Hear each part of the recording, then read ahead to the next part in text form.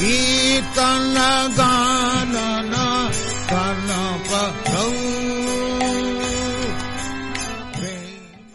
तेन भूतले स्वयं रूप कदा मह्यं ददाति सपदान्तिकम् वन्देऽहं श्रीगुरु श्रीयुतापदकमलं श्रीगुरुं वैष्णवांश श्रीरूपं साग्रजातं सहगना रघुनाथान्वितं तं सजीवं साद्वैतं सावधूतं परिजनसहितं कृष्णचैतन्यदेवं श्रीराधा कृष्णपादान् सहगना ललिता श्रीविशाखान्वितांसं नमो विष्णुपादाय कृष्णपृष्ठाय भूतले श्रीमते भक्तिवेदान्त स्वामिनिति नामिने नमस्ते सरस्वती देवे गौरवाणी प्रसादिने निर्विशेष शून्यवाणी पाश्चात्यदेशकारिणे हे कृष्ण करुणा सिंधु दीनबन्धु जगत्पते गोपेश गोपिकान्त राधाकान्त नमस्तुते तप्त कांचन गौरांगी राधे वृंदावनेश्वरी विषभानुसुते देवी प्रणमामि नीलाचल निवासाय नित्याय परमात्मने बलभद्र सुभद्रभं जगन्नाथाय ते नमः वृंदाय तुलसी देवै प्रियाय केशवस्य विष्णु भक्ति पदे देवी सत्यवत्यै नमो नमः मंसाकल्पतरुभ्यश्च कृपा सिन्धुभ्यैव च पतितानां पावनेभ्यो वैष्णवेभ्यो नमो नमः जय श्री कृष्ण चैतन्य प्रभु नित्यानंद श्री अद्वैत गदाधर शिवासादि गौर भक्तवृंद हरे कृष्णा कृष्णा कृष्णा हरे हरे हरे राम राम राम हरे हरे। ओम नमो भगवते वासुदेवाय ओम नमो भगवते वासुदेवाय ओम नमो भगवते वासुदेवाय ओम नमो भगवते वासुदेवाय नमो भगवते वासुदेवाय ओम नमो भगवते वासुदेवाय नारायणं नमस्कृत्य नरं चैव नरोत्तमं देवीं सरस्वतीं व्यासं ततो जयमुदीरये नस्तप्रायेषु अभद्रेषु नित्यं भागवत सेवया भगवति उत्तम श्लोके भक्तिर्भवति नैष्ठिकी कृष्णाय वासुदेवाय देवकी नंदनाय च नंदगोपकुमाराय गोविन्दाय नमो नमः वन्दे श्री कृष्ण चैतन्य नित्यानन्दो सहोदितो गौरदये पुष्पवन्तो चित्रो छन्दो तमोनुदो मदेकबन्धु मत्सङ्गी मद्गुरु मन्महाधना मन्निस्तारकन्मद्भाग्य मदानन्द नमस्तुते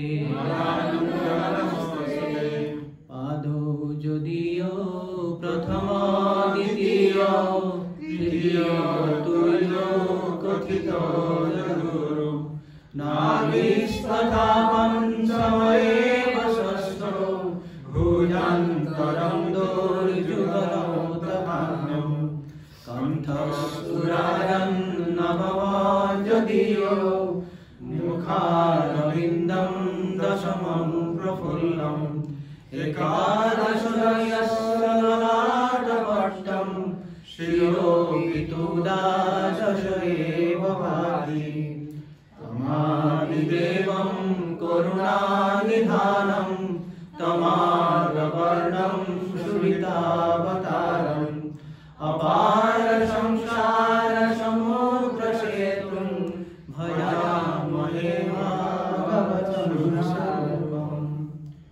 करोति वासालं पङ्गुं भयते गिरिं यत्कृपातमहं वन्दे श्रीगुरुदिनतारिणं नमो विष्णुपादाय कृष्णपृष्ठाय श्रीमते जयप्रकाशस्वामीति नामिने नमो आचार्यपादाय नीताय कृपदाय गौरकथानामदाय नामदाय हरि ओम तत्सत् हरे कृष्ण অনেকদিন পরে আবার মিলিত হলাম অনেকদিন আমাদের ক্লাস বন্ধ ছিল গীতা জয়ন্তী উপলক্ষে তো আমরা ইতিমধ্যে ভাগবতের প্রথম স্কন্ধের প্রথম অধ্যায়ের প্রথম 3টি শ্লোক আলোচনা করা হয়েছে একটু রিক্যাপিচুলেট করা যেতে পারে কারো কিছু পয়েন্ট মনে আছে কি কি আলোচনা করা হয়েছে প্রথম 3টি শ্লোকে একদম সংক্ষিপ্তভাবে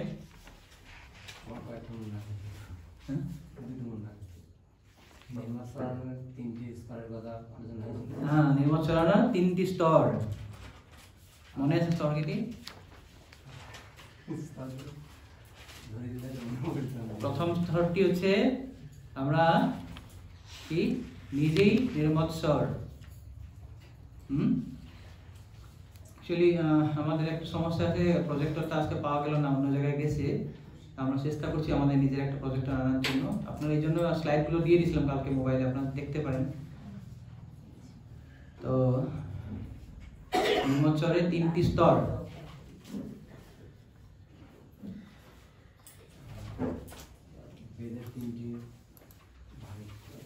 আমরা নিজেই কি হব জড়জাগতিক ঈর্ষা থেকে মুক্ত আমরা নিজে আগে কি হব মাৎসর্যতাহীন নির্মৎসর হব এটা প্রথম স্তর দ্বিতীয় স্তরটি হচ্ছে অন্যদেরকে আমরা সাহায্য করব সবারই শুভাকাঙ্ক্ষী হতে চাই আমি নিজেই নির্মৎসর সবথেকে খারাপ জিনিসটা হচ্ছে কি আমি কারো ভালো দেখতে পাই না কেউ আমার থেকে ভালো দেখতে সুন্দর দেখতে খুব ভালো বলতে পারে ভালো গীত গাইতে পারে তো এটা দেখে আমার মন কষ্ট হয় এটা সবথেকে খারাপ তো তার ঊর্ধ্বে হচ্ছে প্রথম স্তর যেটা হচ্ছে আমরা জড়জাগতিক ঈর্ষা থেকে মুক্ত প্রভুপাদ বলেছেন সেখানে যে ভগবানের ভক্তরা শুধু জড়জাগতিক ঈর্ষা থেকে মুক্ত নয় তাদের আরো 2টো স্তর আছে তো 2 নম্বর স্তরটা হচ্ছে কি আমি নিজেই মাৎসর্যহীন হয়ে গেলাম নির্মৎসর হয়ে গেলাম এখন আমি অন্যদেরকে সাহায্য করব শুভাকাঙ্ক্ষী হব তো আমি ভালো গেতে পারি কিন্তু উনি গাইতে পারে না ওনাকে সাহায্য করব আমি ভালো মৃদঙ্গ বাজাতে পারি ইনি পারে না আমি ওনাকে সাহায্য করব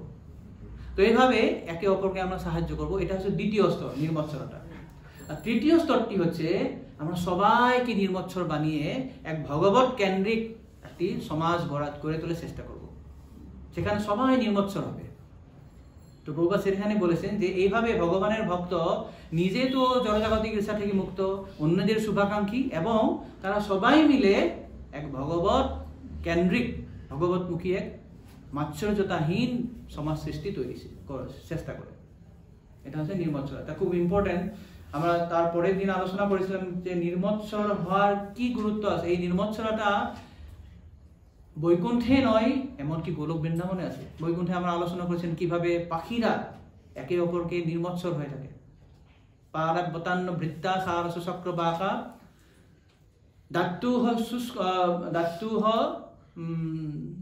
দাত্তুহ শুষ্ক শুষ্ক তিত্তিরি বর্হি নামজ কোলা হলো বিরামতে শিরমাত্র মুচ্ছই ভৃঙ্গা দ্বীপে হরিকথা ইব গায়মানে যে বিভিন্ন ধরনের যে সুন্দর পাখিগুলো আছে তারা সুন্দরভাবে সুললিত কণ্ঠে ভগবানের গুণানুকীর্তন করছে কিন্তু যখন এই এক যদি বাম্বল বি মানে ভৃঙ্গা দ্বীপ মৌমাছি যখন সেখানে ঘোরাঘুরি করবে ও কিন্তু গান গাইছে না সেখানে বলেছেন ভৃঙ্গা দ্বীপে হরিকথা ইব মানে হরিকথা বলার মতনও গুনগুন করছে কিন্তু বাকি সব সুন্দর পাখিরা হরিকথা বলে সবাই স্তূপ হয়ে যায় কোলা হলে বিরত শিরমাত্র মুচ্ছই অল্প সময় যেন চুপ হয়ে যায় কি সুন্দর মৌমাছি হরিকথা গাচ্ছে তো তাদের মধ্যে কোনো কি নেই মাৎসর্যতা নেই বৈকুণ্ঠে কোনো মাৎসর্যতা নেই তারপরে একটা শ্লোকে বলা আছে যে বিভিন্ন ধরনের সুন্দর সুন্দর ফুল আছে সবাই কৃষ্ণের স্মরণে সেবিত হয় কিন্তু তারা যখন দেখে যে তুলসী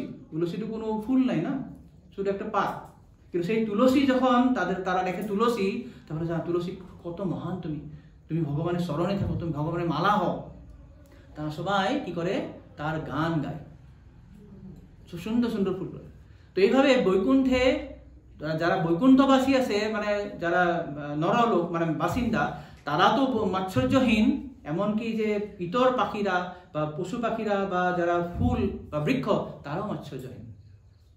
তারপরে আমরা আলোচনা করেছিলাম কিভাবে কি বলে ভগবানের যে কৃষ্ণলোক বৃন্দাবনে, সেখানে কি হয়, সবাই রাধারানীকে সাহায্য করে, তুমি যাও, তুমি কৃষ্ণের সেবা করো। সেখানে বলা হয়েছে রাধারানী হচ্ছে একটা ভক্তিলতা, আর সেই রাধারানী যেমন ভক্তিলতার বিভিন্ন ধরনের ডাল পাতা ফুল থাকে, সেগুলো হচ্ছে তার সখীগুলো। আর কৃষ্ণ কথা হচ্ছে সেখানে জল। তো যখনই এক বৃক্ষে বা কোনো কল্পলতায় লতায় যদি জল দেওয়া হয়, তখন কি হয়, লতা বা বৃক্ষ যেমন সন্তুষ্ট হয়, তার ডাল পাতাগুলো সন্তুষ্ট হয়ে যায়। তো এইভাবে সেই সখীরা যখন দেখে যে রাধারানী কৃষ্ণের সেবায় মগ্ন হয়ে গেছে, আমরা সবাই সুখী হয়ে গেছি। তারা এরকম মনে করে না আমার সেবাটা তুমি নিয়ে গেলে, আমি সেবা করবো, তুমি বসে থাকো। তো রাধারানী বলে না না, তুমি সেবাতে যাও, তোমরা সেবা করো। তো এইভাবে কৃষ্ণ যখন দেখে যে রাধারানী এবং সখীরা একে অপরকে সাহায্য করছে, তখন কৃষ্ণ আরো সন্তুষ্ট হয়। তো এই জন্যই সেখানে ব্যাসদেব এখানে বলেছেন 2 নম্বর শ্লোকে যে কিভাবে আমরা যদি ভাগবতের কথা যদি হৃদয়ঙ্গম করতে হয়, প্রথমে আমাদের হৃদয় নির্মৎসর হতে হবে। নির্মৎসরানাম শতাং বেদ্যম, যারা নির্মৎসর ব্যক্তি তারাই শুধু ভাগবত হৃদয়ঙ্গম করতে পারে। খুব গুরুত্বপূর্ণ এটা। আমাদের ভক্ত সমাজ এরকম দেখা যায়, মায়াপুরে আমরা অনেকে দেখি, মন্দিরে দেখি অনেকে যখন সেবা করছে, অনেক পুরোনো ভক্ত বলে আমার সেবা নিয়ে নিয়েছে, আমি চিবিয়ে খেয়ে নিব। এটা ঠিক না। রাধারানী কখনো সন্তুষ্ট হবে না, মাধব কখনো সন্তুষ্ট হবে না। আমি যখন আমার থেকে যদি কেউ ভালো সেবা নাও জানে, তাকে যখন সাহায্য করবো, তুমি মালা গাঁথতে চাও কিন্তু দেখছিস মালা গাঁথতে জানে না, তাকে সাহায্য করবো, শিখিয়ে দিব। যখন আমি এটা শিখিয়ে দিব, যখন সেই ভক্ত যখন মালা বানিয়ে যখন রাধা মাধবকে দিবে, তখন রাধা মাধব বেশি খুশি হবে, আমি বেশি আশীর্বাদ পাবো। আশীর্বাদ কিভাবে পেতে হয় আজকে আমরা আলোচনা করব। সো এটা একটা খুব গুরুত্বপূর্ণ কথা যে আমরা ভক্তি জীবনে এগোতে হলে প্রথম আমাদের লক্ষ্য হচ্ছে আমি নির্মৎসর হতে হবে। খুব গুরুত্বপূর্ণ উপায়।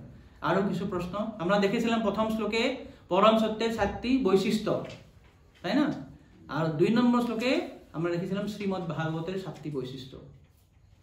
আর 3 নম্বর শ্লোক যেটা ছিল নিগম কল্পতরুর গলিতম ফলম শুকমুখাদমৃতদ্রব সংযুতম পিবত ভাগবতম রসমালিয়ম মুহুরহ রসিকা ভুবি ভাবুকা।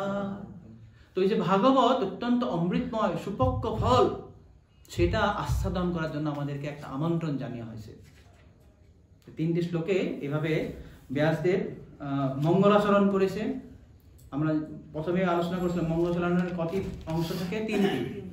তো এইভাবে তিনি মঙ্গলাচরণ করার পর এখন আজকে আমরা 4 নম্বর শ্লোক থেকে শুরু করব। ওকে, যা যা বই আছে আমার সঙ্গে আমরা 4 নম্বর 5 নম্বর শ্লোক একবারে গিয়ে নিব, তারপর আলোচনা করব। 4 নম্বর শ্লোক নৈমিষে নিমিষ ক্ষেত্রে ঋষয় শৌনকাদয়ঃ সত্রম স্বর্গায় লোকায় সহস্র সমমাসত। 5 নম্বর ত একদা তু মুনয়ঃ প্রাতুর্হুতহুতাগ্নয়ঃ সৎকৃতম সুতমাসীনম পপ্রসুর ইদমাদরা। ওকে, তো বলেছে যে নৈমিষে নিমিষ ক্ষেত্রে, তো নৈমিষারণ্য নামক ক্ষেত্রে তা কি বলা হয়? অনিমিষ ক্ষেত্রে বলা হয়। অনিমিষ মানে হচ্ছে ভগবান বিষ্ণুর একটা নাম। অনিমিষ মানে যেখানে যার নিমিষ পলক পড়ে না। আমাদের যখন পলক পড়ে সেখানে বলা হয়েছে অনিমিষ মানে হচ্ছে যার পলক পড়ে না। তো সেই অনিমিষ ক্ষেত্রে তো নৈমিষারণ্য অত্যন্ত এক পবিত্র স্থান। এখানে প্রভুপাদ 2টি কোটেশন দিয়েছে বায়বীয় তন্ত্র এবং বরাহ পুরাণ থেকে। যে বায়বীয় তন্ত্রে বলা হয়েছে যে যখন ব্রহ্মা যে জগৎ সৃষ্টি করার কথা চিন্তা করেছিলেন, তিনি একটা চাকার কথা চিন্তা করেছিলেন, একটা হুইল। আর সেই চাকার মূল কেন্দ্রবিন্দুটা তিনি কোথায় রাখবেন? যেখানে রেখেছেন সেটা হচ্ছে নৈমিষারণ্য। তো এই জন্য এই জায়গাটা খুব অত্যন্ত গুরুত্বপূর্ণ, অত্যন্ত পবিত্র। এবং বরাহ পুরাণে সেখানে বলা হয়েছে যে এই নৈমিষারণ্য ক্ষেত্রে যারা ভগবান বিষ্ণুর উদ্দেশ্যে যে কোনো যাগযজ্ঞ করবে এটা অত্যন্ত পুণ্যজনক হয়, মঙ্গলময় হয়, এবং যারা দৈত্য দানব তাদের প্রভাবটা কম হয়ে যায়, নাশ হয়ে যায়। তো এইরকম এক নৈমিষারণ্য ক্ষেত্রে হাজার হাজার ঋষিরা, তাদের প্রধান ছিলেন সৌনক ঋষি। সৌনকাদয় নৈমিষে নিমিষক ক্ষেত্রে ঋষয় সৌনকাদয়, মানে সৌনককে আদি করে তারা কি করেছিলেন? সত্রম স্বর্গায় লোকায় সহস্র সমমাসত। তারা হাজার বছর ধরে একটা যজ্ঞ, কিসের জন্য যজ্ঞ করবে? সত্রম। সত্রম মানে হচ্ছে ভগবানের জন্য করা, ভগবান সন্তুষ্টি বিধানের জন্য যে তারা বছর ব্যাপী, হাজার বছর ব্যাপী একটা যজ্ঞ করার একটা মানস করেছিলেন, সংকল্প নিয়েছিলেন। তো প্রভুপাদ এখানে তাৎপর্য বলেছেন যে যারা ভগবানের ভক্ত, যারা ঋষি মুনিরা, তারা সবসময় জনসাধারণের পারমার্থিক মঙ্গলের কথা চিন্তা করেন। আর যারা জড়জাগতিক লোক, তারা সারে নিজের সুখ স্বাচ্ছন্দ্যের কথা চিন্তা করেন। আমি কিভাবে কি করব, আহার নিদ্রা ভয় মৈশুন্যংশ, এটা নিয়ে ওরা ব্যস্ত। কিন্তু এইটা করেই যে তাদের পারমার্থিক মঙ্গল যে হবে না, সেটা তারা বুঝতে পারে না। কিন্তু যারা পারমার্থিকভাবে উন্নত, যারা ঋষি মুনিগণ, যারা ভগবানের ভক্ত, তারা সব সময় ভগবানের যে জনসাধারণের যে কিভাবে মঙ্গল সাধন করা যায় সেটা নিয়ে অত্যন্ত ব্যস্ত হয়ে থাকে।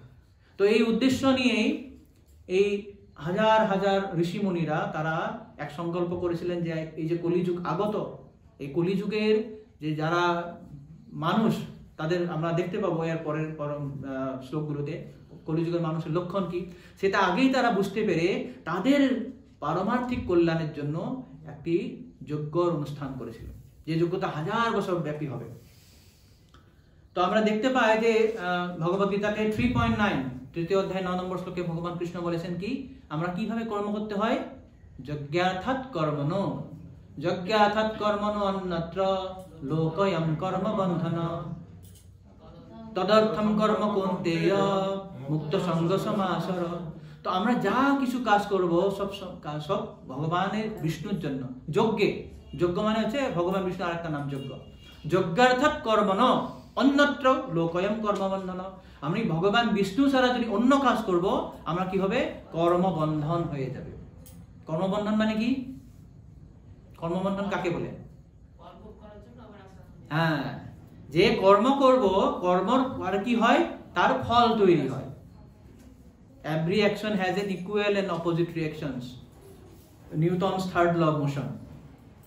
প্রত্যেকটি কাজের এক সমান এবং বিপরীত প্রতিক্রিয়া আছে। তো আমি ভালো কাজ করলে ভালো ফল, খারাপ কাজ করলে খারাপ ফল, কিন্তু ফলটা কে নিবে? আমাকেই নিতে হবে। এই যে আমাকেই ফলটা নিতে হবে, সেটাই হচ্ছে আমার কর্মবন্ধন। তার জন্য আমরা কি করব? ভালো কাজ করব না খারাপ কাজ করব? কোনো করবো না। কি করবো তাহলে? অকর্ম করব। অকর্ম মানে আছে ভগবান কৃষ্ণের জন্য, যজ্ঞার্থে। যজ্ঞার্থে কর্ম ন। যখন ভগবান বিষ্ণুর জন্য যখন আমরা কর্ম করব, তখন সেখানে কোনো ফল থাকে না, আমার অ্যাকাউন্ট পুরো ফাঁকা হয়ে যাবে। তখন সেখানে আমার অ্যাকাউন্টে যত কোটি টাকায় থাকো সেটা নেই, তো আমার অ্যাকাউন্ট ফাঁকা, আমাকে আসতে হবে না। কিন্তু আমার অ্যাকাউন্টে যে টাকা আছে আর কেউ খেতে পারবে না, আমার অ্যাকাউন্ট আমাকেই নিতে হবে। তো এই জন্য শাস্ত্রে বলেছে যে এই যে ভাব, যে যজ্ঞার্থে কর্মবন্ধন, এটা শুধু কেবল সাধু সন্ত মহাজন তারাই বুঝে। তার জন্য তারা সাধারণ মানুষের মঙ্গলের জন্য এভাবে বিভিন্ন যজ্ঞ করে, তাদেরকে সাহায্য করে, তাদেরকে উপদেশ দেয়, শাস্ত্র কথা বলে। এইভাবে তারা সৌনকাদি ঋষিরা সেখানে উপস্থিত হয়ে যজ্ঞ করার চেষ্টা করেছিল। তো এখানে আপনারা দেখুন, যদি ভাগবত পড়তে পারবেন, প্রভুপাদ তাৎপর্য লিখেছে খুব সুন্দর একটা, আপনার ফার্স্ট সেকেন্ড থার্ড স্ট্যান্ডার, তৃতীয় নম্বর স্ট্যান্ডায়, চতুর্থ নম্বর স্ট্যান্ডায় দেখুন, মহান ঋষিরা সর্বদাই আছে। কারোর কাছে বই পড়ুন মাতাজি। মহান ঋষিরা সর্বদাই জনসাধারণের মঙ্গল সাধনের জন্য উৎকণ্ঠিত থাকেন, এবং সৌনকাদি ঋষিরা এই নৈমিষারণ্যে সমবেত হয়েছিলেন এক মহান এবং দীর্ঘকালব্যাপী যজ্ঞ অনুষ্ঠান করার জন্য। বাস হবে মাতাজি, ঠিক আছে, থ্যাংক ইউ। তো প্রভুপাদ এখানে বলেছেন যে মহান ঋষিরা সর্বদাই জনসাধারণের মঙ্গল সাধনের জন্য উৎকণ্ঠিত। তার একটাই মাত্র তাদের উৎকণ্ঠা যে কিভাবে এই বদ্ধজীবীদেরকে উদ্ধার করা যায়। তো এই মনোভাব নিয়েই তারা কি করেছেন, সেখানে নৈমিষারণ্যে উপস্থিত হয়ে দীর্ঘকাল ব্যাপী 1000 বছর সংকল্প নিয়েছিলেন যে আমরা একটা যজ্ঞ করব, যাতে সেই যজ্ঞের ফল দিয়ে সাধারণ লোক উদ্ধার পেতে পারে। এখন আমরা দেখি বিভিন্ন জায়গায় বিভিন্ন যজ্ঞ হয়, অষ্টপ্রহর কীর্তন হচ্ছে। আপনারা যদি এখান থেকে মায়াপুর থেকে বেরিয়ে যান, ঠিক চৌগাছা পাওয়ার আগে সেখানে একটা কি হচ্ছে, মানব কল্যাণার্থে শিব শক্তি যজ্ঞ হচ্ছে, যেখানে ছেলেরা কি করে দিনের বেলা যা রাস্তায় দাঁড়িয়ে একদম দাবি করে এখানে টাকা নেন, টাকা না দিলে যেতে দিব না। হ্যাঁ, আর কি যজ্ঞ করতে আমরা জানেন, রাতের সময় কি হয় এই সময়। তো এই ধরনের যজ্ঞ করে লাভ হবে না। কলিযুগে আমাদের একটাই মাত্র যজ্ঞ, সেটা হচ্ছে সংকীর্তন যজ্ঞ, হরিনাম সংকীর্তন যজ্ঞ। তো এই হরিনাম সংকীর্তন যজ্ঞ আমাদের যে প্রসেস, আসল যে পন্থা আছে, সেই পন্থা দিয়ে করতে হবে, আমাদের নিজের মন গড়া পন্থা করলে হবে না। তো প্রভুপাদ এখানে বলেছেন যে সেই ঋষিরা এই জন্য সব সময় সর্বদাই জনসাধারণের মঙ্গল সাধনের জন্য উৎকণ্ঠিত হয়ে থাকে। তারপরে 2 নম্বর শ্লোকে যেটা বলেছেন, তকদা তুমুনয়ঃ প্রাতুর্হুতা হুতাগ্নয়ঃ সৎকৃতম সুতমাসিনম প্রপ্রস্যুম ইদাদরা। তো এইভাবে তারা যখন এইভাবে যজ্ঞ করেছিলেন, তো একদিন তাদের খুব সৌভাগ্য উদয় হলো, সেখানে পরম ভাগবত সুত গোস্বামী এসে উপস্থিত হলেন। আর যেই সুত গোস্বামী সেখানে উপস্থিত হলেন, তারা সকালে যে যজ্ঞ করেছিলেন সেটা সমাপন করে সেই সুত গোস্বামীকে খুব সুন্দর ব্যাসাসনে বসিয়ে তাকে খুব আদর করে তারা প্রশ্ন জিজ্ঞাসা করা শুরু করলেন। তো এই হচ্ছে এই ঋষিমুনিরা, আমরা এখন দেখব তারা সুত গোস্বামীকে 6টি প্রশ্ন করবে, আর এই 6টি প্রশ্ন দিয়ে শুরু হচ্ছে শ্রীমদ্ ভাগবতম। কিভাবে আরম্ভ হবে আমরা সেটা আলোচনা করব। তো এই যে শ্রীমদ্ ভাগবতের এই মুনিরা যে প্রশ্ন করেছেন, প্রশ্ন কিভাবে করতে হয় আপনারা এই 5 নম্বর শ্লোকের 2 নম্বর স্ট্যাঞ্জার পিছনে দেখুন, সেখানে প্রভুপাদ লিখেছেন খুব সুন্দর আমরা কিভাবে ভাগবত বক্তাকে প্রশ্ন করতে হয়। অন্য কোন এক মাতাজি পড়ুন। ভাগবতের শ্রোতারা স্পষ্টভাবে তার অর্থ হৃদয়ঙ্গম করার জন্য বক্তার কাছে প্রশ্ন করতে পারেন, তবে তা কখনোই উদ্ধত মনোভাব নিয়ে করা উচিত নয়। ভাগবতের বক্তা এবং সেই বিষয়ের প্রতি গভীর শ্রদ্ধাশীল হয়ে বিনীতভাবে প্রশ্ন করা কর্তব্য। বাস। তো আমরা দেখলাম প্রভুপাদ কি বলেছেন যে ভাগবতের শ্রোতারা স্পষ্টভাবে তার অর্থ হৃদয়ঙ্গম করার জন্য বক্তার কাছে প্রশ্ন করতে পারেন। এই যে প্রশ্ন, এই যে ঋষি মুনিরা যে সৌনকাদি ঋষিরা যে সুত গোস্বামী প্রশ্ন করবে, প্রশ্ন করার কি মনোভাব থাকা উচিত, শ্রোতার কি মনোভাব হওয়া উচিত। আমি আগে বক্তাকে দেখবো উনি কতটুকু জানেন, আমি টেস্ট করি, তো দেখি, দেখবো আচ্ছা বলুন তো, আপনি বলুন, আপনি তো জানেন। তো প্রভুরা হচ্ছে এইভাবে উদ্ধতভাবে কখনো প্রশ্ন করতে নয়। ভাগবতের শ্রোতারা স্পষ্টভাবে তার অর্থ হৃদয়ঙ্গম করার জন্য বক্তার কাছে প্রশ্ন করতে পারেন, তবে তা কখনোই উদ্ধত মনোভাব নিয়ে করা উচিত নয়। আমি টেস্ট করব, পরীক্ষা করব কতটুকু জানে, আমি ওখানে শুনেছিলাম একটা কথা, দেখি তো দেখি উনি এটা জানে কিনা। এইভাবে উদ্ধতভাবে কখনো ভাগবত শ্রবণ করে না। কি করতে হয়, ভাগবত বক্তা এবং সেই বিষয়ের প্রতি গভীর শ্রদ্ধাশীল হয়ে বিনীতভাবে প্রশ্ন করা কর্তব্য। যে ভাগবত বক্তা তার প্রতি বিনীত হতে হবে, এবং যে বিষয় সেই বিষয় তার প্রতি বিনীত হয়ে সেভাবে সেই মনোভাব নিয়ে প্রশ্ন করতে হয়। তখন কি হয়, ভাগবত আমার কাছে প্রকাশিত হবে। আমরা দেখেছি শ্রীমদ্ ভগবত গীতার 4th অধ্যায় 34 নম্বর শ্লোক, কে বলবেন শ্লোক?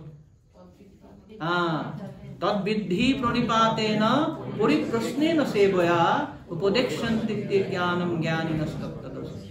তো এখানে একটা খুব সুন্দর কথা আছে, আপনি দেখবেন সেই শব্দগুলি কি সুন্দরভাবে ভগবান বলেছেন। তিনি বলেছেন তদ্বিদ্ধি প্রণিপাতেন পরিপ্রশ্নেন সেবয়া। এখানে একটা স্যান্ডউইচ বানিয়েছে ভগবান। কি বলেছেন, প্রশ্ন যে করব তার আগে কি আছে, প্রণিপাত।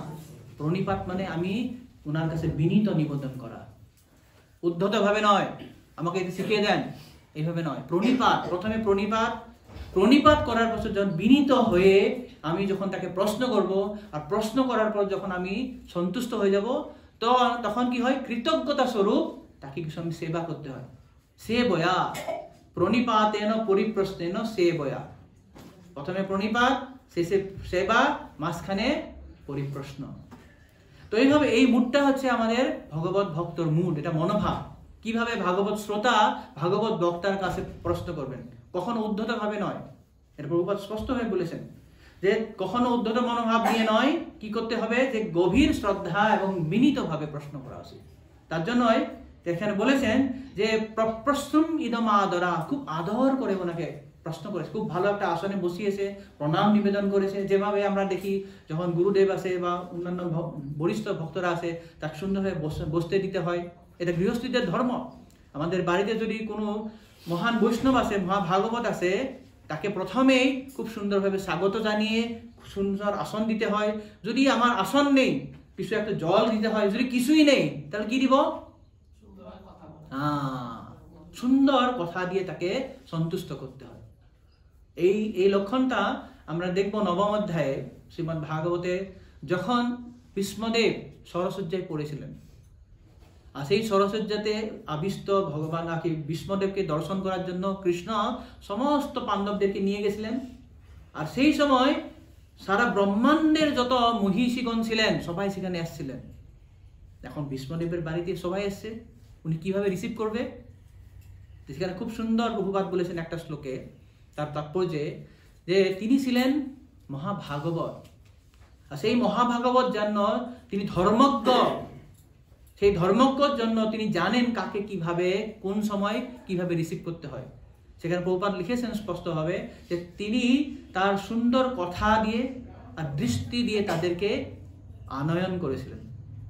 তো আমি যদি অত্যন্ত আমার যদি এরকম কোনো পরিস্থিতি না থাকে যে কাউকে নিয়ে ভালোভাবে বসাবো, আমার বাড়িতে সেরকম সুবিধা নেই, আমার খাবার দেওয়ার জন্য কোনো কিছু নেই, কিন্তু আমার মধুর বাক্য আছে, তো মধুর বাক্য দিয়ে তাকে আমি রিসিভ করতে পারি, আমন্ত্রণ জানাতে পারি। তো এটা হচ্ছে আমাদের মূল মনোভাব, যে গভীর শ্রদ্ধাশীল হয়ে বিনীতভাবে তাকে প্রশ্ন করা উচিত। তো এটা আমরা তার দুটো এখানে আমরা লক্ষণ দেখতে পেলাম ভাগবত শ্রোতা। এক হচ্ছে তারা, এক নম্বর হচ্ছে অনুকম্পা। যাদের কাছে আপনার ছিলেন, আমি পাঠিয়েছিলাম কালকে, সেখানে লেখা আছে যে ভাগবত শ্রোতা সবসময় কি হয়, অনুকম্পিত হয়। এটা একটা লক্ষণ তাদের, অনুকম্পা। কৃপালু অকৃতজ্ঞ সত্য সারসম, বৈষ্ণবের 26টা গুণের মধ্যে প্রথম গুণটা হচ্ছে কৃপালু, অনুকম্পা থাকে তাদের সবসময়, জীবে দয়া। তো এইটা হচ্ছে এক নম্বর লক্ষণ এখানে ব্যাসদেব তুলে ধরেছেন। 2 নম্বর হচ্ছে আনুগত্যতা, ভাগবত বক্তার প্রতি আনুগত্যতা। আনুগত্য হয়েই তিনি ভগবত বিষয়ক প্রশ্ন তারা এখন তাদের কাছে প্রস্তুত করবেন। তো শ্রীমদ্ ভাগবত উপলব্ধি করার জন্য যে সরলতা এবং যে আনুগত্যতার যে শক্তি, এখন আমরা এর পর আবার দেখতে পাবো।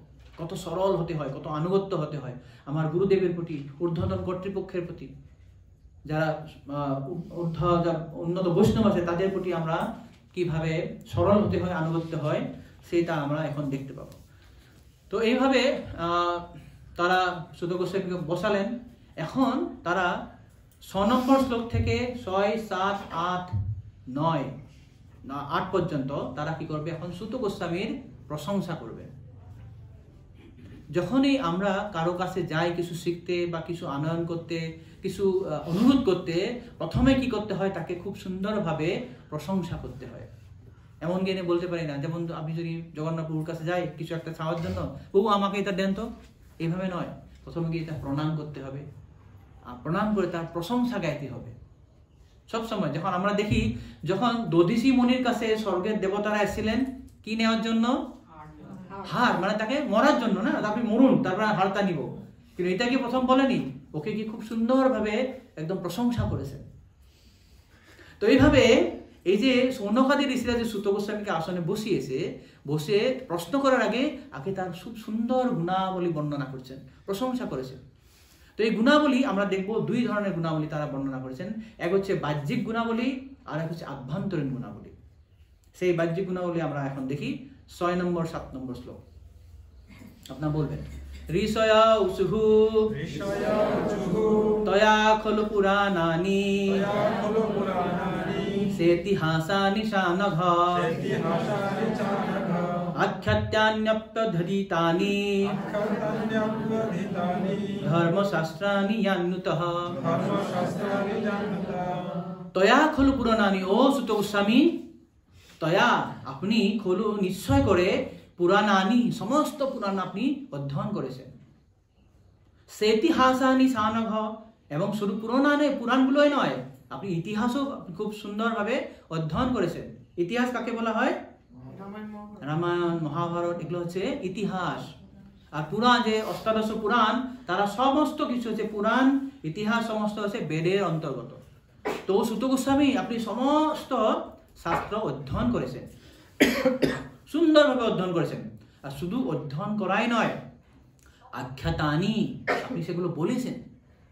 আখ্যাতানি অপি অধীতানি ধর্মশাস্ত্রানি ইয়ান্ত। তো এখানে তারা তিনটি গুণের কথা বলেছেন। এক তো বলছে সা নঘ, অনঘ। ও সুত গোস্বামী আপনি অত্যন্ত নিষ্পাপ, খুব নিষ্পাপ, আপনি নির্মল। অঘ, অঘ মানে হচ্ছে পাপ। অঘাসুর মনে আছে? অঘাসুর কৃষ্ণ আমরা দেখবো দশম স্কন্ধে ভগবান অঘাসুরকে বধ করেছিলেন। অঘ, অঘ মানে হচ্ছে পাপ। তো অঘাসুর যার নামে হচ্ছে পাপ। অঘ মানে হচ্ছে পাপ, অনঘ মানে হচ্ছে নিষ্পাপ। তো এখানে বলেছেন যে সুত গোস্বামী আপনি অনঘ, আপনি সমস্ত পাপ থেকে মুক্ত। তো প্রভুপাদ তাৎপর্যে লিখেছেন যে যারা ভাগবত বক্তা তারা সব সময় বিশেষ করে চারটি পাপ থেকে মুক্ত হওয়া দরকার। যারা পাপে পঙ্কিলময় জীবনে যারা যুক্ত, তারা কখনো ভাগবত বক্তা হতেই পারে না। প্রভুপাদ তো আরো খুব একটা ভীষণ কথা লিখেছে, তা আমার জন্য প্রয়োগ, যেখানে বলেছেন যে চারটি পাপ থেকে মুক্ত নয় তাকে কখনো ব্যাসাসনে বসতে দেওয়ার উচিত নয়। তো বৈষ্ণবদের আদেশে বা কৃপায় আমি এখানে বসেছি, আমার যদিও যোগ্যতা নেই। তো এটা অত্যন্ত গুরুত্বপূর্ণ একটা মহান পদক্ষেপ একটা প্রভুপাদ বলেছেন এখানে, যারা পাপ থেকে মুক্ত নয় তাকে ব্যাসাসনে বসতেই দিতে নয়, বসতেই দিতে নয়।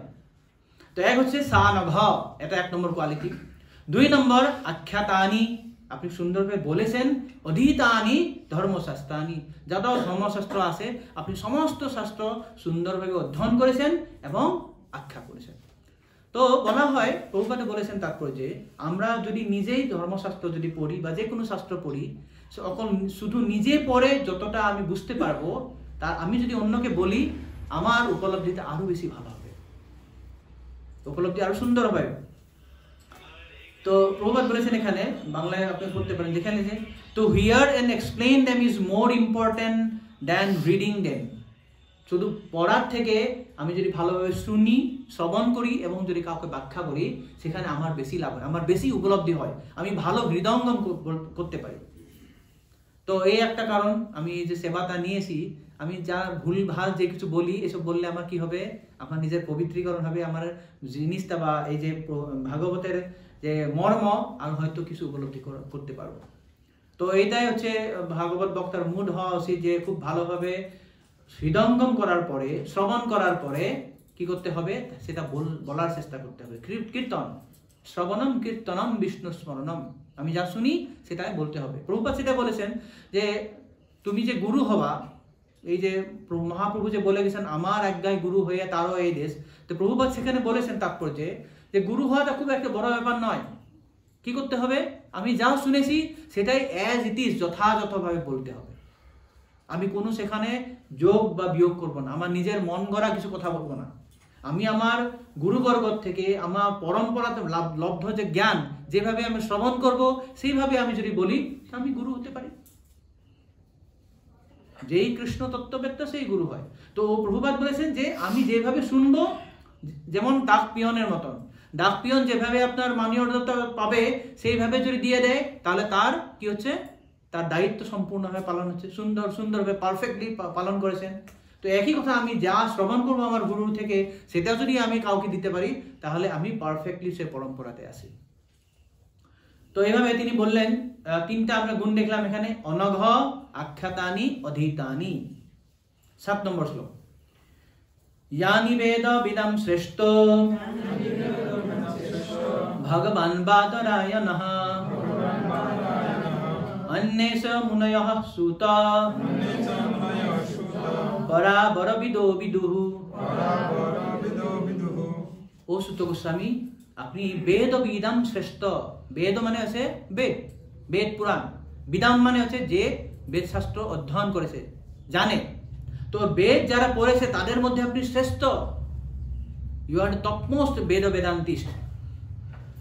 আর ভগবান বাদরণে অন্যেষু মুনে অসুত পরাবর বিদু বিদু, যে অন্য মুনিদের কাছ থেকে আপনি সমস্ত কিছু শিখেছেন, তার জন্য আপনি সমস্ত বৈদিক সাহিত্যে আপনি এক শ্রেষ্ঠ বক্তা। তো এইভাবে মুনিরা তার বাহ্যিক কিছু গুণ বর্ণনা করলেন। এখন আমরা দেখি 8 নম্বর শ্লোকে তার দিব্য গুণাবলী তারা বর্ণনা করছেন। 8 নম্বর শ্লোক খুব গুরুত্বপূর্ণ। বেত্থং তং সম্মতৎসর্বং বেদ্যতং সম্মতৎসর্বং তৎসর্বং তত্ততঃ তৎ অনুগ্রহাৎ তত্ততঃ তৎ অনুগ্রহাৎ ব্রূয়ুঃ স্নিগ্ধস্য শিষ্যস্য গুরবো গুহ্যম উৎপতঃ গুরবো গুহ্যম উৎপতঃ। ওকে, তো হে সুত গোস্বামী এখানে দুটো গুণ বলেছেন। এক হচ্ছে সৌম্য। সৌম্য মানে হচ্ছে খুব আপনি সরল, নির্মল, আপনার মন অত্যন্ত সরল, কোনো কপট নয়। তো ভাগবত বক্তার একটা গুণ থাকা দরকার, উনি সহজ সরল হবে, কপট হবে না, ডুপ্লিসিয়াস হবে না। কেউ ডুপ্লিসিটি মানে জানেন তো, মনের ভিতরে একটা বাইরে একটা, সেটাকে বলা হয় কপট মানুষ। তার উল্টোটা হচ্ছে সৌম্য বা সরল।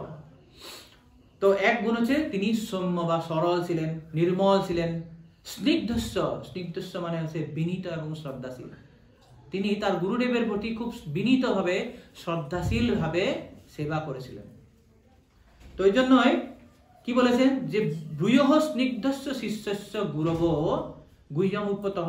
তো যেহেতু আপনি অত্যন্ত বিনীত শ্রদ্ধাশীল ছিলেন, সহজ সরল ছিলেন, তার জন্য কি হয়েছে তদ অনুগ্রহাৎ, আপনাদের গুরুদেবের অনুগ্রহাৎ আপনি কি হয়েছেন গুহ্যম উৎপতঃ, আপনি গভীর যেটা গুহ্যতম জ্ঞান আপনি প্রাপ্ত হয়েছিলেন। তো আমরা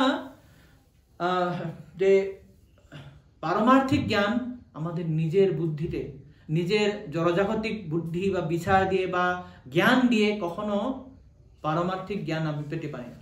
আমি খুব বড় ইঞ্জিনিয়ার, বড় ডাক্তার, খুব বিশাল PhD ধারী, আমার অনেক জানা আছে, শাস্ত্র জানা আছে, সেই শাস্ত্র জানা থাকলেও আমি পারমার্থিক জ্ঞান পেতে পারবো না। পারমার্থিক জ্ঞান যদি আমাকে পেতে হয় তাহলে আমাকে কি করতে হবে? আমার দুটো লক্ষণ লাগবে। এক হচ্ছে আমি গুরুদেবের কাছে যথার্থভাবে বিনীত হতে হবে, সাবমিসিভনেস, আনুগত্যতা। আর 2 নম্বর সরল হতে হবে মনের ভিতরে, সৌম্য স্নিগ্ধস্য। যদি আমি সৌম্য এবং স্নিগ্ধ হই তবেই আমি এই জ্ঞানটা পেতে পারবো। যেমন শ্রীল বিশ্বনাথ চক্রবর্তী ঠাকুর বলেছেন, আমরা যে এর আগের শ্লোকে বলেছিলাম না যে নিগম কল্পতরুর গলিতম ফলম সুকমুখাদমৃত দ্রব্য সংযুতম, যে নিগম শাস্ত্রের সমস্ত বৈদিক শাস্ত্রের যে সুপক্ষ ফলটা হচ্ছে কি? Bhagavatam.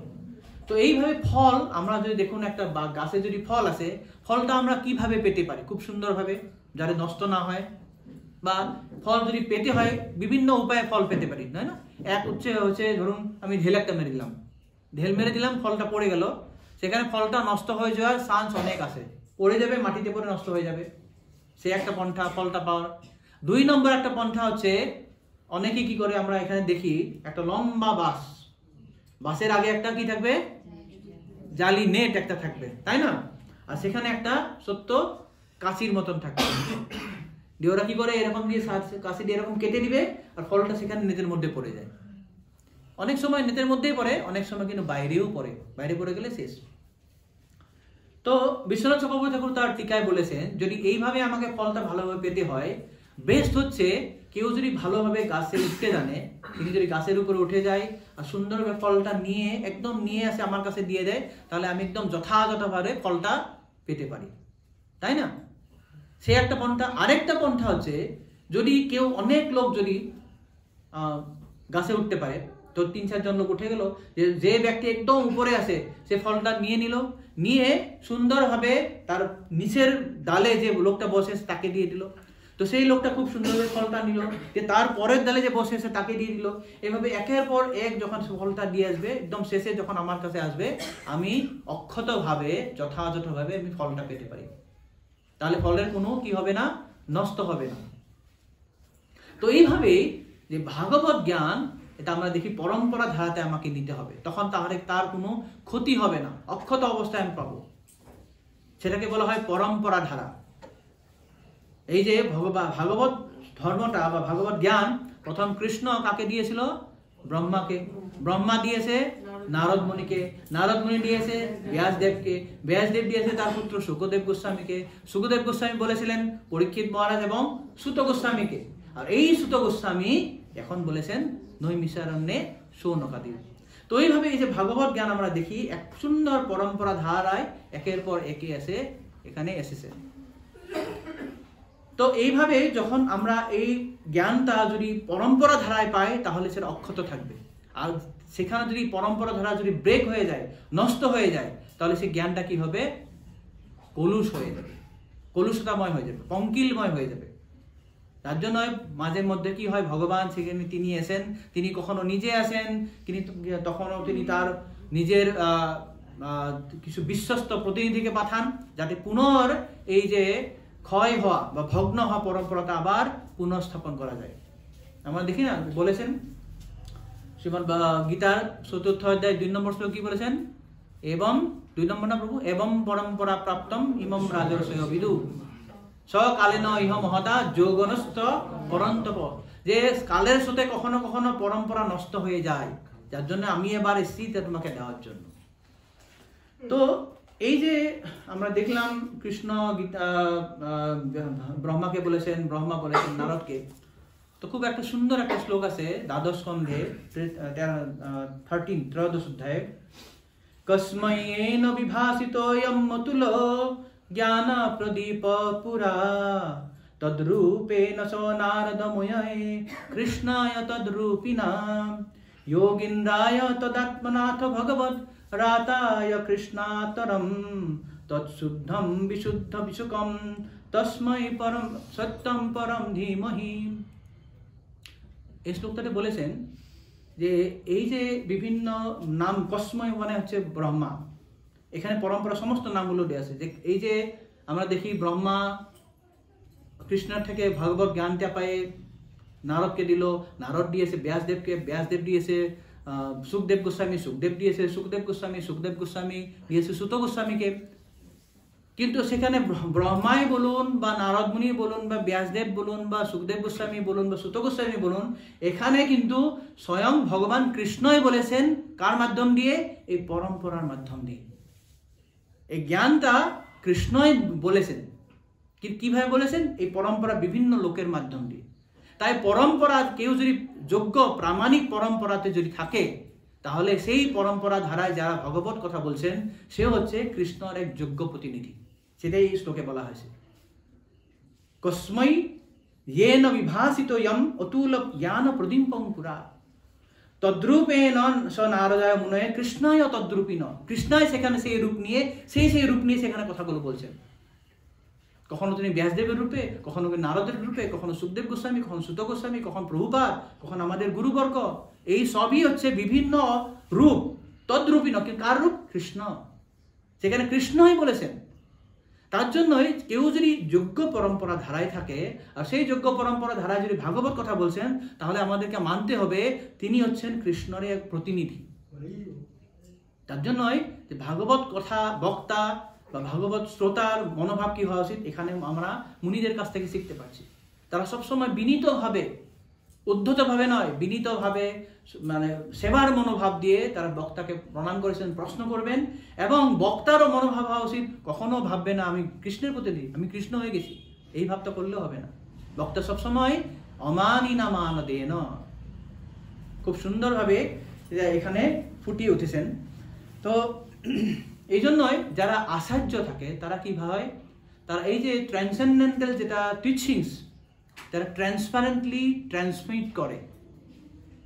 the transcendental teachings of the Srimad Bhagavad Krishna, they are transmitting transparently for the transformation of the person's heart. তারা খুব সুন্দরভাবে কোনো কিছু যোগ বিয়োগ না করে, মন গড়া কথা না দিয়ে তারা সবসময় কি করে, যথাযথভাবে সে জ্ঞানগুলো দেয় জন্যই পরম্পরা ধারাটা বর্তি থাকে।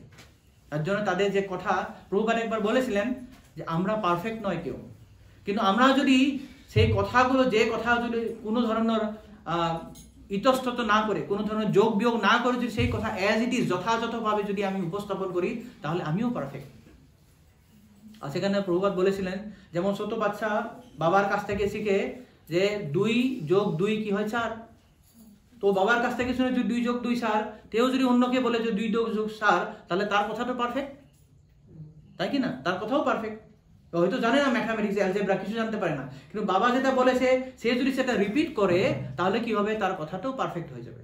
তো এইভাবে যে যারা মূল আচার্য, যারা প্রামাণিক আচার্য, তারা কি করে, তাদের মন গড়া কথা না করে যে কথা ওরা শ্রবণ করে সেইভাবেই তারা যখন উপস্থাপন করবেন, তখনই সেই পরম্পরা ধারাতে তাদের কথাগুলোর কি হবে, খুব শক্তিশালী হবে।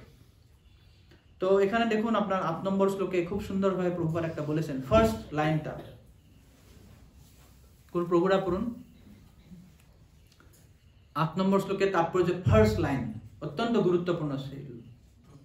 যেহেতু আপনি শ্রদ্ধাশীল এবং বিনীত, তাই আপনার গুরুদেবেরা বিশেষভাবে অনুগ্রহ করেছেন।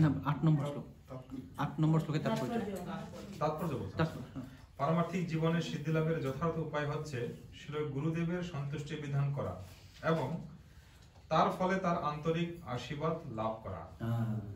দেখুন খুব গুরুত্বপূর্ণ, এখানে ইংরেজি লেখা আছে দ্য সিক্রেট অফ সাকসেস, পারমার্থিক জীবনের সিদ্ধি লাভের যথার্থ উপায়, মানে সিক্রেট অফ সাকসেস, আমার সফলতার একদম আসল চাবিকাঠি, মূল রহস্য। কি রহস্য? স্পিরিচুয়াল, আমার আধ্যাত্মিক জীবনে আমি যদি উন্নতি করতে হয়, তার রহস্যটা কি? Is satisfying the spiritual master and dear by getting his sincere blessings. পারমার্থিক জীবনে সিদ্ধি লাভের যথার্থ উপায় হচ্ছে শ্রীল গুরুদেবের সন্তুষ্টি বিধান করা এবং তার ফলে তার আন্তরিক লাভ করা। তো এখানে প্রভুপাদ বলেছেন যে আমার গর্ভস্থকের 8 নম্বর শ্লোকটা, সেখানে প্রভুপাদ তাৎপর্যটি দিয়েছেন, ইয়স্য প্রসাদাৎ ভগবৎ প্রসাদো ইয়স্য প্রসাদাৎ ন গতিকুত। তো এখানে যে বলেছেন আন্তরিক আশীর্বাদ, সিনসিয়ার ব্লেসিংস। সিনসিয়ার ব্লেসিংস মানে ইনসিনসিয়ার ব্লেসিং হয় নাকি কিছু? আন্তরিক যে আশীর্বাদের কথা বলেছেন, তার মানে আন্তরিকতাহীন আশীর্বাদ হয় নাকি? হয় না। এখানে তার অর্থটা হচ্ছে, যখন কোন শিষ্য খুব আন্তরিকতা সহিত তার গুরুদেবের সেবা করেন, তার গুরুদেবের বাণী পালন করেন, তার উপদেশ পালন করেন, তখন গুরুদেব যে সন্তুষ্ট হয়, তিনি যে প্রীত হয়, সেই প্রীত হওয়ার মাধ্যম দিয়ে তার শিষ্যর প্রতি আশীর্বাদ চলে আসে। এমন নয় যে গুরুদেবকে বলতে হবে আমি তোমাকে আশীর্বাদ করলাম, না।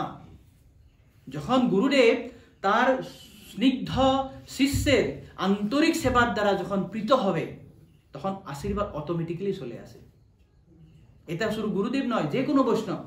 আমি যদি কোনো বৈষ্ণবকে যদি সেবা করি, সেই সেবার দ্বারা যদি সেই বৈষ্ণব যদি সন্তুষ্ট হয়েছেন, তাহলে সেই বৈষ্ণবকে জানার দরকার নেই কে সেবা করেছেন, বা আমিও যদি না জানি কার সেবা করেছি, মানে কি হবে, আশীর্বাদ অটোমেটিক্যালি আসবে। কিভাবে আসে অটোমেটিক্যালি? আমি কোনো, যেমন ধরুন আমার এখন গৌর পূর্ণিমা আসবে, এখানে অনেক মানে সন্ন্যাসীরা আছে, অনেক জীবিসীরা আছে, অনেক প্রভুপাদের শিষ্যরা আছে। তা আমাদের অনেক ভক্তরা কি করে, অনেক এই ভক্তদেরকে, সিনিয়র ডিভোটিদেরকে সেবা করে বিভিন্ন।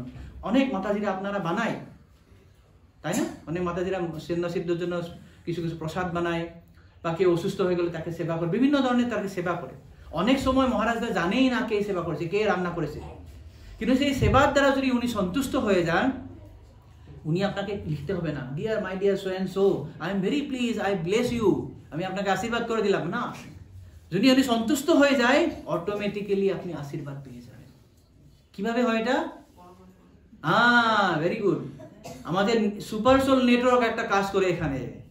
আমার সবার হৃদয়ে পরমাত্মা বসে আছে না, তো পরমাত্মা সেই নেটওয়ার্কে কাজ করে, বুঝতে পারে যে হ্যাঁ ইয়াকে আশীর্বাদ দিয়ে দাও। জানতে হবে না যে আমি আপনাকে আশীর্বাদ দিলাম। তো একটা খুব সুন্দর এখানে একটা আছে, আমি বলছি আপনাদেরকে। শ্রীমদ্ ভাগবতের তৃতীয় স্কন্ধের 9ম অধ্যায়ের 29 নম্বর শ্লোক। আমি এর আগে একদিন আলোচনা করেছিলাম। 29 নম্বর শ্লোকে যখন ব্রহ্মা তার সৃজনী শক্তির জন্য গর্ভোদক সাই বিষ্ণুর কাছে প্রার্থনা করেছিলেন, যে উনি বলেছেন যে আমি যেন অহংকার না হয়, আমি যেন খুব ভালোভাবে সৃষ্টি করতে পারি, আমি যেন মায়া দ্বারা মানে আক্রান্ত হয়ে না পড়ি, মায়া দ্বারা আমাকে যেন এফেক্ট না করে। এভাবে প্রার্থনা করার পর ভগবান বলেছেন, মা বেদগর্ভ গাস্তত্রিং স্বর্গম উদ্যমাবহ তন্ময়া পাদিতং হগ্রে জন্মং পার্থয়তে ভবান। যে বলছেন যে হে বেদগর্ভ ব্রহ্মা, সৃষ্টিকার্য সম্পাদনের বিষয়ে তুমি বিষাদগ্রস্ত অথবা উদ্বিগ্ন হও না। তুমি আমার কাছে যা প্রার্থনা করেছো তা পূর্বেই তোমাকে প্রদান করা হয়েছে। ভগবান আগেই দিয়ে দিয়েছেন। তার অর্থ কি? পূর্বে কেন দিল? ও কাজ করতে পারবে কি পারবে না? আমি তো বললাম তুমি এটা কাজ করো, যদি না করতে পারে? তো প্রভুপাদ সুন্দর তাৎপর্য লিখেছেন, শুনুন। কেউ যখন ভগবান অথবা তার উপযুক্ত প্রতিনিধির দ্বারা অধিকার প্রাপ্ত হন, তখন সেই কার্য সম্পাদনের জন্য তিনি আশীর্বাদ পুষ্ট হন।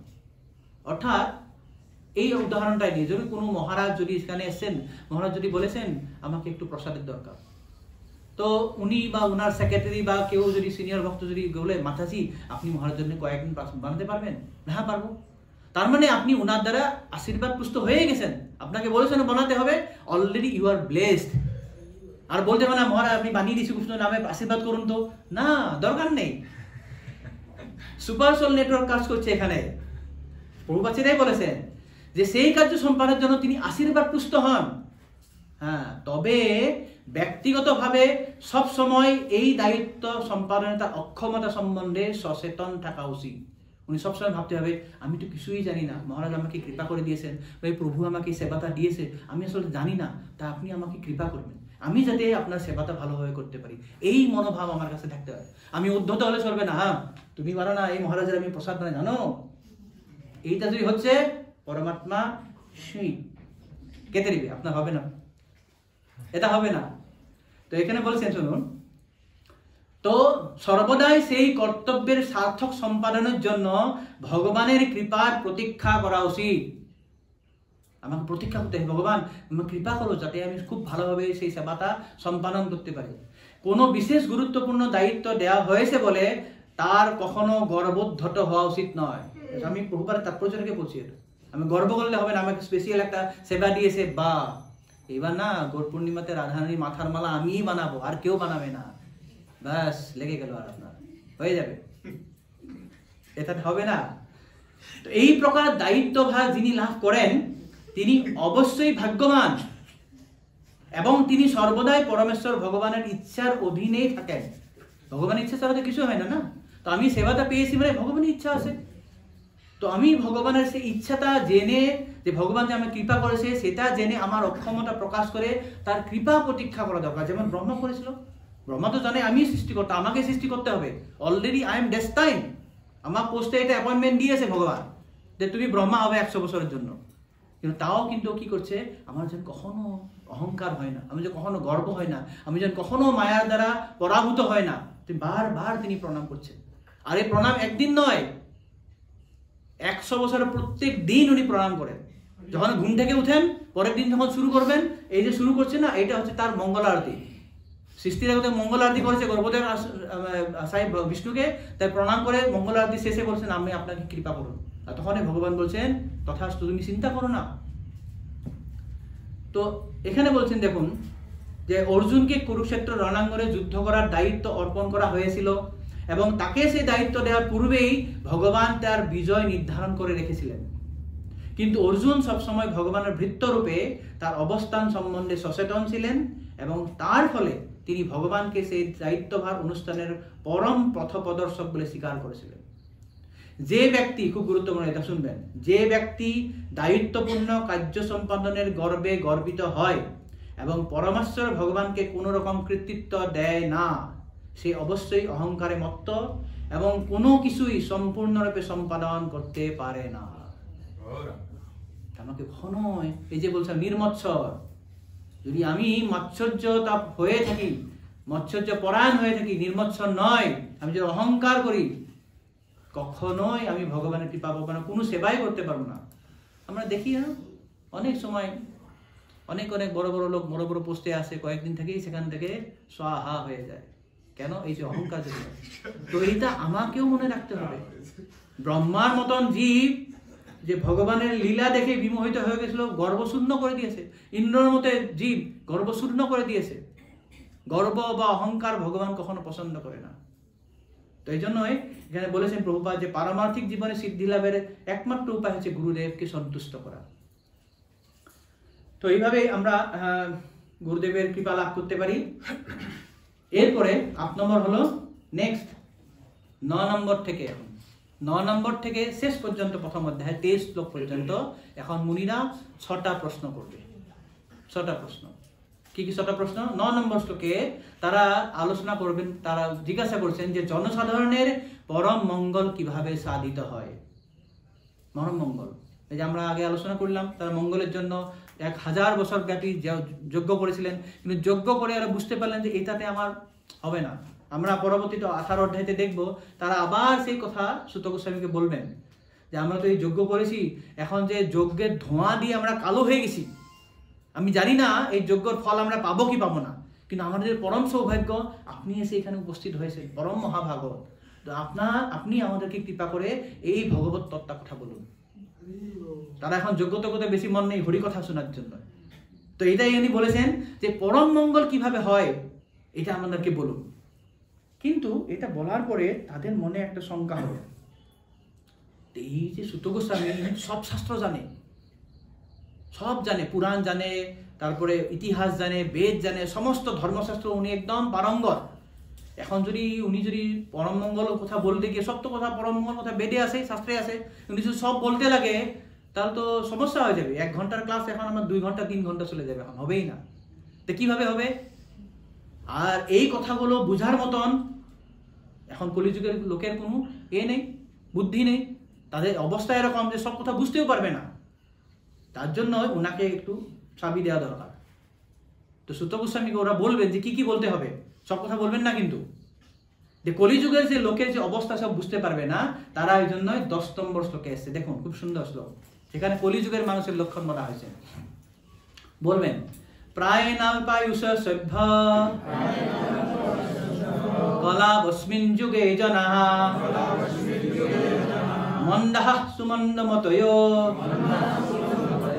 মন্দভাগ্যাঃ চুপদ্রুতা। এখানে কলিযুগের লোকের লক্ষণগুলো বলেছেন। প্রায়ণ অল্প আয়ুষ, কলিযুগের মানুষের আয়ুষ অত্যন্ত কম, অল্প আয়ুষ। কলিযুগের মানুষের আয়ুষ কত? লিটারারি মানে লেখাপড়ায় আছে 100 বছর, লেখাপড়ায় যা থাকে সব থাকে না। আপনাদের যে জিনিসপত্র আমরা কিনি না, এখানে 1 লিটার তেলে 950 গ্রাম তেল, 1 লিটারও থাকে না। তো এরকম কলিযুগের মানুষও যদিও 100 বছর বাঁচে না, 70, 80, 90 বছর, তো এটা আরো কমে যাবে। যতদিন কলিযুগ যাবে আরো কমে যাবে। প্রভুপাদ একটা লেকচারে বলেছেন কলিযুগের শেষে এমন হবে কোন লোক যদি 20 বছরও বাঁচে তাকে বলবে অত্যন্ত বুড়ো লোক, বিশাল বুড়ো লোক, গ্র্যান্ড প্রেয়ারেন্ট, বিশাল বড় লোক, 20 বছর বাঁচলেও। তো মানুষের আয়ুষ কম হয়ে গেছে। প্রভুপাদ আরো অনেক কথা বলেছেন কেন আয়ুষ কম।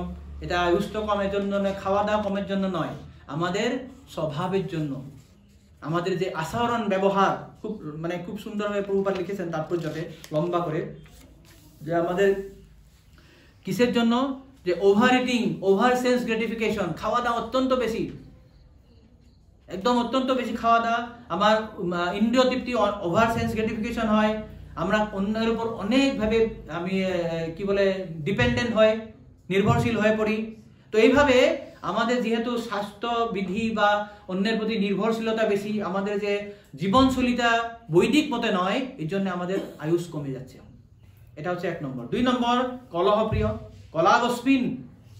কলিযুগের মানুষ সত্য একটা কথা কি করে, অন্যের সঙ্গে ঝগড়া পিটিয়ে দেয়। তারপর বলছেন মন্দা, মন্দা মানে অলস, খুব অলস। প্রভুপাদ সুন্দর বলেছেন যে তারা জড়জাগতিক ভাবে তো অলস, আধ্যাত্মিক ভাবেও অলস। যে আধ্যাত্মিক ভাবে আমি আমার জীবন কিভাবে আমি উন্নতি করব, পারমার্থিক আমি তত্ত্ব নিয়ে কিভাবে আমার জীবনকে উদ্ধার করব, আত্মতত্ত্ব জ্ঞান আমি কিভাবে বুঝবো, পরতত্ত্ব জ্ঞান আমি কিভাবে বুঝবো, সেই ধার বুঝার মতো না আমার অলসতা, আমি শুনতে চাই না। আমরা 2 নম্বর হচ্ছে সুমন্দমতয়। এখন কেউ যদি সেটা বুঝতেও চায়, এখন তাকে অন্য কি করবে, অন্য কোথাও নিয়ে যাবে, অমুক বাবার কাছে চলে যাও, তমুক বাবার কাছে চলে যাও, যে ভুল পথে পরিচালিত করবে। সুমন্দমতয়, মতি তার নষ্ট হয়ে গেছে। মতি তার অল্প যদি মতি আসেও যে আধ্যাত্মিক কথা শোনার জন্য, তার সুমন্দ মতে তার মতি নষ্ট হয়ে গেছে। তারপরে কি হয়, ভাগ্যহীন।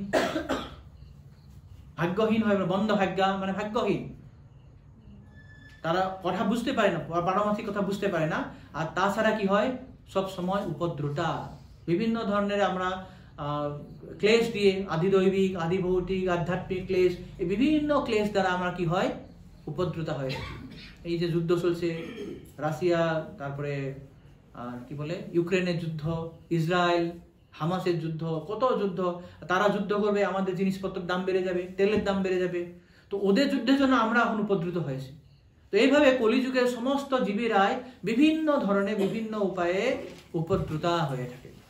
তো তাই তারা বললেন যে এই যে কলিযুগের যে মানুষের লক্ষণ, তারা সমস্ত শাস্ত্র বুঝতে পারবে না। তার জন্য আপনি কি করুন, যে সমস্ত শাস্ত্রের সারগুলো বলুন। আপনি যদি কোন পুরাণ বলতে থাকেন, ইতিহাস বলতে থাকেন, বেদ বলতে থাকেন, তারা কিছুই বুঝতে পারবে না। তার জন্যই তারা 11 নম্বর শ্লোকে 2 নম্বর প্রশ্ন করছে। প্রথম প্রশ্ন কি, জনসাধারণের পরম মঙ্গল কিভাবে সাধিত হয়, এটা হচ্ছে 9 নম্বর শ্লোকে। তারপর 10 নম্বর শ্লোকে কলিযুগের বর্ণনা করার পর তারা এখন 11 নম্বর শ্লোকে বলেছেন, ভুরিনি ভুরি কর্মানি শ্রোতব্যারিণী বিভাগ, হাজার হাজার গ্রন্থ আছে, কত পড়বেন আপনি। তার জন্য আপনি কি বলুন, যৎ সারম সমুদ্ধৃত্যা মনীষয়া, যে সার জিনিসটা যে আছে সেটা আমাদেরকে বলুন। সেটা হচ্ছে 2 নম্বর প্রশ্ন, সমস্ত শাস্ত্রের সারমর্ম কি। ঠিক আছে, এটা হচ্ছে 2 নম্বর প্রশ্ন। 3 নম্বর প্রশ্ন, এটা হচ্ছে 12 নম্বর। 12 নম্বর শ্লোকে বলেছেন যে ও সূত গোস্বামী, ভগবান কৃষ্ণ কি উদ্দেশ্য নিয়ে দেবকীর গর্ভে আবির্ভূত হয়েছিলেন, এটা 3 নম্বর প্রশ্ন। ঠিক আছে, ওকে। এই 3টা প্রশ্ন করার পর তারা আবার এবার সূত গোস্বামীকে বলেছেন যে তাদের যে ভগবত কথা শোনার যে অভিলাষ, সেটা আবার ওরা ব্যক্ত করেছেন। তারা কিভাবে যে এটা শোনার জন্য খুব ব্যগ্র হয়ে আছে। আমরা এই শ্লোকটা পড়ি, খুব ভালো সুন্দর শ্লোক এটা। 13 নম্বর শ্লোক, তন্ন শুশ্রূষমানানাম অর্হসংজ্ঞানুবর্ণিতম যৎসাবতার ভূতানাম ক্ষেমায় স ভবায় স। তো এখানে বলেছেন যে ও অঙ্গ, সূত গোস্বামী অঙ্গ বলেছেন। অঙ্গ মানে কি, যে আমার যে দেহটা আছে, এই হাতটা হচ্ছে আমার অঙ্গ, আঙ্গুলগুলো হচ্ছে অঙ্গের অঙ্গ, এটাকে বলা হয় উপাঙ্গ। হাতটা আমার দেহের অঙ্গ, আর এটা হচ্ছে উপাঙ্গ। সাঙ্গ পাঙ্গাস্ত্র পার্শ্বটা মনে আছে, মহাপ্রভুর সঙ্গে আছেন সাঙ্গ পাঙ্গাস্ত্র। তো যখন কোনো ভক্ত বা কোনো লোক যদি কার খুব আদরের হয়, কাছের হয়, তাকে অঙ্গ বলা হয়। যেমন হাতটা আমার দেহের খুব কাছের, তো আমার হাতটা কাছেই থাকে, তো এই জন্য হাতকে এটাকে বলা হয় অঙ্গ। তো এইভাবে কোনো ভক্ত যদি কারো যদি খুব কাছের হয়, খুব আদরের হয়, তাকে অঙ্গ বলে সম্বোধন করা হয়। এই জন্য এখানে বলেছেন তন্ন শুশ্রূষমানানাম অর্হস্য অঙ্গ অনুবর্জিতম। হে অঙ্গ, হে সূত গোস্বামী, তুমি আমাদের অত্যন্ত প্রিয়। আমরা এটা ভগবানের কথা, যস্যাবতারো, যে ভগবান কৃষ্ণের যে অবতার এগুলো শোনার জন্য আমরা অত্যন্ত শুশ্রূষু, খুব ইচ্ছুক। তার জন্য আপনি বর্ণনা করুন। কি বর্ণনা করুন? অনুবর্ণিতম, খুব গুরুত্বপূর্ণ কথা। অনুবর্ণিতম, অনুবর্ণিতম মানে আপনি নিজের মন গড়া কথাটি বর্ণনা করলে চলবে না। অনু মানে হচ্ছে আমি পরম্পরা ধারার অনুসরণ করা। আপনি যার পরম্পরা ধারাতে আপনি যা শুনেছেন সেটা আমাকে বলুন। যেমন আমরা জানি না ভক্তির ডেফিনেশন জানেন, ভক্তি রসামৃত সিন্ধু গ্রন্থে বলা আছে, হ্যাঁ, জ্ঞান কর্মাদি অনাবৃতম, জ্ঞান কর্মাদি অনাবৃতম আনুকূল্যেন কৃষ্ণানুশীলনম। আচ্ছা, কৃষ্ণ অনুশীলন, কৃষ্ণ আছে, শীলনম আছে, মানে আমি কৃষ্ণকে পুজো করতে হবে, ভক্তি করতে হবে। শিলনম মানে হচ্ছে তার সেবা পূজা করা। তো কৃষ্ণ শিলনম বললেই তো ভক্তি হয়ে যাওয়ার দরকার। আবার অনুশীলন করার দরকারটা কি? কৃষ্ণানুশীলনম মানে কৃষ্ণ অনুশীলনম, মাঝখানে অনুতা দিয়ে দিয়েছে। কৃষ্ণকে শিলনম মানে ভক্তি করলেই তো হয়ে যায়, সেবা করলেই তো কৃষ্ণ ভক্তি হওয়ার কথা। কিন্তু অনুশীলনম কেউ দিয়েছে, যেমন কেউ যদি ভাবে আমি কৃষ্ণকে খুব ভালোবাসি, আমি আরতি করবো না, ধূপ আরতি করবো, ধূপ আরতি করে করে একদম আমার মনের মতন ধূপ করবো, এরকম ঘটনা হয়েছে। যখন প্রভুপাদ প্রথম ইস্কন স্থাপন করেন, তো বিদেশি ভক্তদেরকে বলেছে যে ধূপ আরতি করতে হয়। তো এক ভক্ত ধূপ আরতি করছে, ধূপ আরতি করেই যাচ্ছে, কীর্তন শেষ, ধূপ পুড়ে যখন শেষ হয়ে গেছে, কারণ ও জানে না মানে আদরের তো ধূপ পুড়ে এত ঘুরাচ্ছে, ধূপ যতক্ষণ শেষ না হচ্ছে ও ধূপ ঘুরেই যাচ্ছে। তো এইভাবে আমি যদি ভাবি যে ধূপ এটারও ভাব ঘুরাবো, বা প্রদীপ স্মরণে 4 বার, নাভি দেশে 2 বার, তারপর মুখ দেশে 3 বার, সর্বাঙ্গে 7 বার, এটা না, আমার নিজের মতন করবো। নিচে 10 বার, তার উপরে 15 বার, তার উপরে 3 বার, এরকম করলে চলবে? কেন চলবে না? আমাদের যে এই যে সাধন ভক্তি করছি, আমরা কারো নির্দেশে সেটা করতে হয়, আমরা নিজের মন গড়া করলে হবে না। যে ভাবটা আমাদেরকে আমাদের পূর্বতন আচার্যবর্গ দিয়েছে, রূপ গোস্বামী দিয়েছেন, সেইভাবে আমাদেরকে করতে হবে, তবেই আমার সে সেবাটা সার্থক হবে। সেই জন্য এখানে বলেছেন অনুশীলনম। অনুশীলনম মানে কারো অনুসরণ করা, কারো পদাঙ্ক অনুসরণ করে সেইভাবে করতে হয়, সেটাকে বলা হয় অনুশীলনম। অনুশব্দের আরো অর্থ আছে অনুক্ষণ, প্রত্যেক সব সময়। তো এখানে বলেছেন অনুবর্ণিতম। প্রভুপাদ বলেছেন এখানে অনুবর্ণিত শব্দটার অর্থ দেখুন কি বলেছেন। অনুবর্ণিতম মানে তিনি বলেছেন মানে to explain by following the footsteps of the previous acharya. বাংলাতে কি লেখা আছে? পূর্বতন আচার্যদের পদাঙ্ক অনুসরণ করে বর্ণনা করা। পূর্বতন আচার্য বর্গের পদাঙ্ক অনুসরণ করে বর্ণনা করা। আপনি নিজের মন করে বলবেন না, তারা কি বলেছেন ওটা আমাদেরকে বলুন।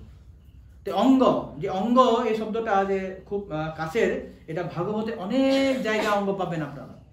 কখনো কখনো পরীক্ষিত মহারাজকে সুখদেব গোস্বামী অঙ্গ বলেছেন, কখনো কখনো বিদুরকে মৈত্র বলেছেন। তথা আমি কীর্তয়ামি অঙ্গ যথা মতি তথা শ্রুতম হরের কীর্তিম সাত সৎকৃত্যাৎ গিরামন্যাভিধা সতীম। হো অঙ্গ, হো আমার প্রাণের বা আমার কাছের, ও বিদুর, আমি এইভাবে তোমাকে বর্ণনা করব যেভাবে আমি শুনেছি, যেভাবে আমি বুঝেছি। তো এইভাবে অঙ্গ শব্দটা বিভিন্ন জায়গায় আপনারা দেখতে পাবেন, অঙ্গ অঙ্গ। তো এইটা হচ্ছে তাদের একটা অভিলাষ যে বাসুদেবের কথা আমরা সব সময় শুনতে ইচ্ছা করি। কেন? ভগবানের কথা শুনলে কি হবে? তারপরে শ্লোকে দেখুন, খুব সুন্দর শ্লোক, 14 নম্বর শ্লোক বলবেন। আপন্ন সংস্কৃতিং ঘোরাম জন্নামো বিবশো গৃণন ততঃ সদ্য বিমুচ্ছেত যদ্বিভেতি স্বয়ং ভয়ম। আপন্ন সংস্কৃতি ঘোরাম। আপন্ন সংস্কৃতি, সংস্কৃতি মানে হচ্ছে জড়বন্ধন, জড়জগৎ, এই যে জন্ম মৃত্যুর চক্র। এই জন্ম মৃত্যুর চক্রটা এত ঘোর, এত ভয়াবহ, এখানে যে নিবর্তিত হয়ে, বন্দিত হয়ে লোক কি হচ্ছে, জ্বালাতন হয়ে গেছে। বদ্ধজীবেরা অত্যন্ত জর্জরিত হয়ে গেছে। তারা এই জর্জরিত বদ্ধজীবেরাও যদি বিবশ হয়েও যদি তোমার নাম লয়, ভগবানের যদি নাম লয়, জন্নাম বিবশ ঘৃণন, অচেতন হয়ে, এখানে প্রভুপাদ বলছেন আনকনসিয়াসলি, অচেতন হয়েও যদি নাম নেয়। কিন্তু আমাদেরকে অচেতন হয়ে হরিনাম করলে হবে না, আমরা কনসিয়াসলি হরিনাম করব। কিন্তু এখানে একটা সিচুয়েশন বলেছে, পরিস্থিতি একটা বলেছে, কেউ যদি অচেতন ভাবে বা অবসর মানে কনসিয়াসলি না, সচেতন যদিও জব করে না বা ভগবানের নাম যদি নিয়েছেন, তাহলে কি হবে? তত সদ্য বিমুচ্ছেত, তৎক্ষণাৎ উদ্ধার পেয়ে যাবে। যদ বিভেতি স্বয়ং ভগবান, যা স্বয়ং ভগবান মহাকাল ভয় করে। তো ওইভাবে ভগবানের নাম শ্রবণের যে মাহাত্ম্য, যেখানে ওরা ভগবান এই যে সৌনকাদি ঋষিরা বর্ণনা করেছেন। তো প্রথমত বর্ণনা করলেন যে আমরা তোমার সেই ভগবানের নাম শুনতে ইচ্ছুক। 2 নম্বর এখানে বর্ণনা হচ্ছে ভগবানের নামের মহিমা তারা বর্ণনা করেছেন। তো এর খুব সুন্দর উদাহরণ আমরা পাই 6ষ্ঠ অধ্যায়ে 6ষ্ঠ স্কন্ধে অজামিলের কাহিনী। কিভাবে অজামিল ভগবানের নারায়ণের নাম নিয়ে উদ্ধার পেয়ে গেছিলেন। তো অজামিল কিভাবে নাম নিয়েছিলেন? কোনো শ্রদ্ধা সহিত নাম নিচ্ছিলেন না। তিনি ভগবান নারায়ণ নাম নিয়েছিলেন শ্রদ্ধা রহিত হয়ে। তিনি ভগবানের নাম নিয়েছিলেন মৃত্যুর সময়। তিনি ভগবানের নাম নিয়েছিলেন সমস্ত জীবন পাপ কাম করে, তাই তো এইভাবে ভগবানের নাম নেওয়া সত্ত্বেও উনি উদ্ধার হয়ে গেছিলেন, যেহেতু তিনি তার পুত্রের নাম রেখেছিলেন নারায়ণ। এই নারায়ণ নাম যখন থেকে তার পুত্রের নাম রাখা হয়েছে নারায়ণ, তখন থেকে তার সমস্ত পাপ নাম শেষ হয়ে গেছে। কেননা ভগবানের নাম যে একবার যদি ভালোভাবে নেয় তখন তার সমস্ত পাপ নাশ হয়ে যায়। 6ষ্ঠ অধ্যায়ে যমরাজ যমদূতকে বলেছিলেন, সাংকেতং পারিহাস্যং বা স্তোভং হেলনমে বাবা বৈকুণ্ঠ নাম গ্রহণম বৈকুণ্ঠ নাম অঘরম অশেষ অঘরম বিদু। যে কেউ যদি সংকেত করে হোক, পরিহাস করে হোক, হেলায় হোক বা গান গাওয়ার চলে হোক, যদি ভগবানের নাম নিচ্ছেন তার অশেষ পাপ রাশি নাশ হয়ে যায়, অশেষ পাপ রাশি নাশ হয়ে যায়। তো এইভাবে যখন অজামিল তার শতপুত্রের নাম যখন নারায়ণ রেখেছিলেন, ও নারায়ণ ভগবান বলি নাম ডাকেনি। নারায়ণ আমার জুতোটা নিয়ে আয়, নারায়ণ আমার জলের বোতল নিয়ে আয়, নারায়ণ আমার খাবারটা নিয়ে আয়, ওইভাবে নাম ছেলের নাম ডাকছে। কিন্তু যেহেতু সেই নামটা ভগবান নারায়ণের নাম, নারায়ণ নাম উচ্চারণ করার জন্যই তার সমস্ত পাপ নাশ হয়েছে। তার জন্যই যখন ও মৃত্যু শয্যাতে যখন যমদূত থেকে দেখে ভয়ভীত হয়ে যখন তার পুত্রকে আবার দেখছে নারায়ণ নারায়ণ, ও অ্যাংসিয়াসলি খুব ভয়ে কাতর হয়ে যখন দেখেছেন, সেটা কি হচ্ছে, সঙ্গে সঙ্গে ভগবান তাকে যেহেতু 4টা সিলেবল নারায়ণ 4 যমদূতকে এবার বিষ্ণুদূতকে পাঠিয়ে দিয়েছে। তো এই আমার ভক্তকে নিয়ে আসো। ভক্ত ওই ভক্ত মহাপাপী না, পাপী না, যেহেতু আমার নাম নিয়েছে এতদিন ধরে, তার কোনো পাপ নেই। তো 6ষ্ঠ স্কন্ধে 2য় অধ্যায়ে শেষের দিকে সুখদেব গোস্বামী বলেছেন, ম্রিয়মান হরের নাম গৃণন পুত্র উপসারিতম অজামিলোপি অগাধাম কিমুত শ্রদ্ধয়া গৃণন। অজামিল মৃত্যুর সময় নাম নিয়েছে, অজামিল পাপযুক্ত হয়ে নাম নিয়েছে, অজামিল তার পুত্রকে ভেবে নাম নিয়েছে, অজামিল কোনো শ্রদ্ধা সহিত নাম নেয়নি। তাহলে আমরা যদি শ্রদ্ধা সহিত নিয়ে আমাদের কি হবে? আমরা যদি সারা জীবন ভগবানের নাম নিয়ে আমাদের কি হবে? কি মতো ঘৃণন শ্রদ্ধয়া ঘৃণন, আমরা যদি শ্রদ্ধা সহিত ভগবানের নাম নিই তাহলে আমাদের কি গতি হবে? আমরা যদি সবসময় জীবনে সবসময় যদি ভগবানের নাম নিই আমার কি গতি হবে? অজামিল সমস্ত পাপ করে নাম নিয়েছিলেন, আমরা যদি 4টি পাপ থেকে মুক্ত হয়ে নাম নিই আমাদের কি গতি হবে? তো এইভাবেই ভগবানের নাম যখন আমরা অত্যন্ত শ্রদ্ধা সহকারে নিব, আমরা অবশ্যই উদ্ধার পাবো। একটা খুব সুন্দর শ্লোক আছে স্কন্দ পুরাণে, মধুর মধুরমে তৎ মঙ্গল মঙ্গলানাম সকল নিগম বল্লী সৎফলম সিৎস্বরূপম সকিতপি পরিগীতম শ্রদ্ধয়া হেলয়া বা ভৃগুবরণর মাত্রম তারয়ে কৃষ্ণ নাম। মধুর মধুরমিতম, যে সমস্ত মধুর জিনিসের মধ্যে সব থেকে মধুর জিনিস হচ্ছে ভগবান কৃষ্ণের নাম। মঙ্গল মঙ্গলানাম, সমস্ত মঙ্গল জিনিসের মধ্যে মঙ্গল হচ্ছে ভগবান কৃষ্ণের নাম। সকল নিগম বল্লী সৎফলম সিৎস্বরূপম। নিগম বল্লী, বল্লী মানে হচ্ছে লতা। আমরা দেখেছিলাম নিগম কল্পতরুর, আমরা 3 নম্বর শ্লোকে দেখেছিলাম নিগম কল্পতরুর গলিতম ফলম। তো সেখানে নিগম কল্পতরু মানে বৃক্ষ বলা হয়েছে, এখানে বলেছেন সকল নিগম বল্লী, সকল নিগম বল্লী সৎফলম সিৎস্বরূপম। হরিনাম কৃষ্ণের নাম আছে যে নিগম লতার সব থেকে সুপক্ষ ফল। সকৃতপি পরিগীতম শ্রদ্ধয়া হেলয়া বা, কেউ যদি শ্রদ্ধা করে বা হেলা করেও যদি একবার ভগবানের নাম নেই, ভৃগুবরণর মাত্রম তারয়ে কৃষ্ণ নাম। হে ভৃগুবর, এই কৃষ্ণ নাম মানুষকে উদ্ধার করে দিবে। তাই এই যে ভগবানের নাম শ্রদ্ধা সহিত হোক বা বিবশ হয়ে হোক বা আমরা হেলা করেও হোক যদি নাম নেই, আমরা উদ্ধার পাবোই। তাও যদি শ্রদ্ধা যদি আমরা হেলা করে কেন নিব? তাহলে শ্রদ্ধা সহিত নিব। জীবনের শেষে কেন নিব? এই জীবনে এখন থেকেই আমরা নেওয়া শুরু করব। তো এইভাবেই ঋষিরা বলেছিলেন যে আমরা কিভাবে ভগবানের নাম নিতে হয়। এটা আমরা দেখলাম 14 নম্বর শ্লোকে। এরপরে দেখুন, তারা ভগবানের ভক্তের গুণানুকীর্তন করছেন। এখন এভাবে তারা সুত গোস্বামী বিভিন্ন ধরনের প্রেস মানে প্রশংসা করেছেন। এটা এখন ভগবানের ভক্তের শক্তি যে গঙ্গার থেকেও অধিক, সেটা আমরা বর্ণনা করেছেন।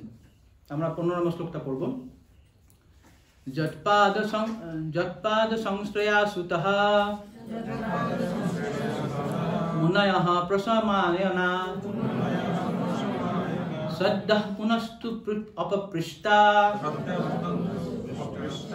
সর্ধন্যাপনুশয়বয়া। তো এখানে বলেছেন যে যৎপাদ যে ভগবানের ভক্ত শক্তি গঙ্গা দেবীর থেকেও অত্যন্ত শক্তিশালী হয়, গঙ্গার শক্তির কেউ। কেননা আমরা যখন গঙ্গা যমুনা মতন পবিত্র তীর্থে যখন অবগাহন করি তখন আমাদের পাপ রাশি নষ্ট হয়ে যায়, কিন্তু সেটা অনেক দিন লাগে। প্রভুপাদ এখানে বলেছেন আফটার প্রলং ইউজ, অনেক দিন আমরা স্নান যখন করব তখন আমাদের পাপ নষ্ট হয়ে যাবে। কিন্তু এখানে একটা কথা আছে, আমাদের যদিও পাপ নাশ হয়ে যায় কিন্তু সেই পবিত্র তীর্থের বা পবিত্র নদীর আমাদের পাপ করার বাসনাটা নাশ করতে পারে না। আমাদের পাপ নাশ করবে ঠিক, কিন্তু তারা পাপ করার বাসনাটা নাশ করতে পারে না। কিন্তু আমরা যদি ভগবানের ভক্তর যদি সঙ্গ করি তাহলে ভগবানের ভক্ত সঙ্গ করার মাধ্যম দিয়ে আমার কি হয়, আমার পাপ তো নাশ হবেই, পাপ করার প্রবণতাও নাশ হবে। এই জন্য বলেছেন যত পাদ সংশ্রয়াসুতঃ মুনয় প্রসমানয়ঃ সদ্য পুনঃ অপপৃষ্টা সর্ধন্য অপি অনুসেবয়া। অনুসেবয়া মানে এই অনু, এবার প্রত্যেক দিন যখন আমরা স্নান করতে করতে করতে করতে আমার পাপ নাশ হয়ে যাবে, কিন্তু দর্শনে পবিত্র করো, এই তোমার গুণ। যে গঙ্গাতে পরশে যে পাশ্বতে পাবন, দর্শনে পবিত্র করো, এই তোমার গুণ। গঙ্গাতে গিয়ে স্নান করতে হবে, তাও এখানে বলেছেন যে একদিন দুদিন স্নান না, অনুসেবয়া করে যেতে হবে। কিন্তু যখন শুদ্ধ ভক্তরা আমার সঙ্গ করব তখন কি অটোমেটিক্যালি সঙ্গে সঙ্গে আমার হৃদয় পরিবর্তন হবে, হৃদয় শুদ্ধি হবে এবং পাপের বাসনাটাও নাশ হয়ে যাবে। কেননা শুদ্ধ ভক্তের হৃদয়টা হচ্ছে অত্যন্ত পবিত্র। সেই পবিত্র হৃদয়ের শুদ্ধ ভক্ত যখন কার সঙ্গে দর্শন হয়, কাউকে সঙ্গ দেয়, তিনি হাজার লোকের হৃদয় পরিষ্কার করতে পারে, শুদ্ধ করতে পারে। তাই 13 নম্বর 13 অধ্যায়ে যুধিষ্ঠির মহারাজ বিদুরের এখন প্রশংসা করে বলছেন, ভবদ্বিধা ভাগবতা তীর্থভূতা মহাবিভু তীর্থি কুর্বন্তি তীর্থানি সন্তস্থেন গদাভৃতা। হে বিভু, হে প্রভু, আপনারা আছেন স্বয়ং তীর্থ। কেন তীর্থ? সন্তস্থেন গদাভৃত, কারণ আপনাদের হৃদয়ে ভগবান স্বয়ং বিরাজ করেন। তোমার হৃদয়ে গোবিন্দ বিশ্রাম। যেহেতু তাদের ভক্তদের হৃদয়ে ভগবান থাকে, তার জন্য তারা সমস্ত খুব সুন্দরভাবে পবিত্র। আর পবিত্র লোক যখন অন্যদেরকে সঙ্গ দিবে, তারা অন্যদেরকেও পবিত্র করতে পারে। তো এই 13 নম্বর শ্লোকে প্রভুপাদ খুব সুন্দর তাৎপর্য দিয়ে আমাদেরকে বুঝাচ্ছেন। যেমন ধরুন ইলেকট্রিসিটি সব জায়গায় আছে, কিন্তু ইলেকট্রিসিটি আসে বা বিজুলি বাতি বা ইলেকট্রিক যে শক্তিটা আমরা দেখতে পাই কোথায়? যেখানে বাল্বগুলো জ্বলছে, তারের মধ্যে কি আমরা ইলেকট্রিক দেখতে পাই? দেখতে পাবো না। যেখানে যেখানে বাল্ব জ্বলছে সেখানে সেখানে ইলেকট্রিক আছে সেটা বোঝা যায়। প্রভুপাদ সেটা লিখেছেন 1.13.10 এই শ্লোকে ভগবদ্গীতা ভাগবতা। তো এইভাবে যারা ভগবত ভক্ত তাদের হৃদয়ে তারা ভগবানকে ধরে রাখে, তারা ভগবানকে বুঝতে পারে কোথায় ভগবান আছে। আর যেহেতু তারা হৃদয়ে ভগবানকে নিয়ে ঘুরে বেড়ায়, তারা সমস্ত জায়গায় তীর্থি কুর্বন্তি তীর্থানি, তারা যেখানে যায় সেখানে তীর্থ হয়ে যায়, সেখানে সেই জায়গাটা পরিষ্কার করে দেয়। এই জন্য প্রভুপাদ বলেছেন যে শুদ্ধ ভক্ত যেখানেই থাকে সেখানেই তিনি বৃন্দাবন করে দেয়। আমাদের আলাদা বৃন্দাবন যেতে হয় না। আপনারা দেখবেন উপদেশামৃতে 11 নম্বর শ্লোক, 11টা শ্লোকের মধ্যে লাস্টের 3টা শ্লোকে বলা আছে যাও ওখানে গিয়ে রাধাকুণ্ডে থাকো, কিন্তু সেইটা মানুষ যেটা ভুল করে অনেকে সেখানে পালিয়ে যায়। সেটা না, রাধাকুণ্ডে যাওয়ার আগে আমার মানসিকতা তৈরি করতে হবে। না হলে আমি সেখানে গিয়ে একটা জমি কিনে নিলাম, বাড়িতে গেলে সেখানে থাকলাম, হবে না। আপনি এমনি আপনার শরীরটা থাকবে, আপনার কনসিয়াসনেস মানসিকতা থাকবে না। তো মানসিকতা আমাদের তৈরি করতে হবে হৃদয়ে, সেটা হচ্ছে শান্তস্থেন গদাভৃতা। যখন ভক্ত শুদ্ধ ভক্তি করবে, তার হৃদয়ে যখন ভগবান গোবিন্দ বিশ্রাম করবেন, সে যেখানেই থাকুক না কেন, পৃথিবীর যে কোনায় থাকুক, সেখানেই বৃন্দাবন তৈরি করতে পারে, আর সেখানেই তিনি সবাইকে পবিত্র করতে পারে। যার জন্য এখানে বলেছেন যে ভগবানের শুদ্ধ ভক্ত সঙ্গ করা হচ্ছে গঙ্গার অনুসেবন থেকেও পবিত্র। এভাবে তারা ভক্তদের গুণানুকীর্তন করার পর 16 নম্বর শ্লোকে বলেছেন যে যারা মুক্তির অভিলাষী, কারা এই ভগবানের মহিমা শ্রবণ করতে ইচ্ছুক হবে না? কেন ওরা ইচ্ছুক হবে না? যে ভগবানকে নিয়ে যে শুদ্ধ ভক্তরা ঘুরে বেড়ায়, তারা যে তীর্থ করে, তারা কেন এই ভগবানের কথা শ্রবণে ইচ্ছুক হবে না? এভাবে তারা 16 নম্বর শ্লোকে বলেছেন। এরপরে 17 নম্বর শ্লোকে 4 নম্বর প্রশ্ন। তিনটা প্রশ্ন মনে আছে আপনাদের? প্রথম প্রশ্ন ছিল জনসাধারণের পরম মঙ্গল কিভাবে সাধিত হয়। 2 নম্বর সমস্ত শাস্ত্রের সারমর্ম কি। 3 নম্বর প্রশ্ন হ্যাঁ, কেন দেবকীর গর্ভে আবির্ভূত হলো। এটা করার পর তারা বর্ণনা করলেন, ভগবানের ভক্তের বর্ণনা করেছেন, ভগবানের শুদ্ধ ভক্তের বর্ণনা মানে মাহাত্ম্য বলেছেন, ভগবানের নামের বর্ণনা করেছেন, ভগবানের নাম কেন নিতে হয়, আপন্ন সংস্কৃতি ঘোরা দিয়ে বলেছে আমরা কেন নিব না। আর শেষে বলেছেন যে যারা মুক্তি লাভে অভিলাষী কেন ভগবানের নাম শুনতে অনিচ্ছুক হবে। দিয়ে এখন তারা 4 নম্বর প্রশ্ন করেছে 17 নম্বর শ্লোকে। তারা বলেছেন যে ভগবানের পুরুষাবতারগুলো বর্ণনা করুন। আপনারা জানেন পুরুষাবতার কয় প্রকার আছে? 3 প্রকার। প্রভু জানেন, অন্যরা কেউ জানেন?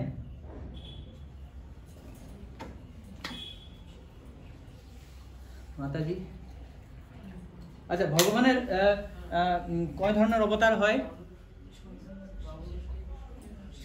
6 ধরনের অবতার হয়। একটা বলুন।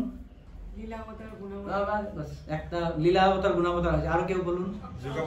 যুগাবতার, আর সপ্তাবেশ অবতার, মন্বন্ত অবতার, আর সপ্তাবেশ বলেছে প্রভু। হ্যাঁ, পুরুষ অবতার, গুণাবতার।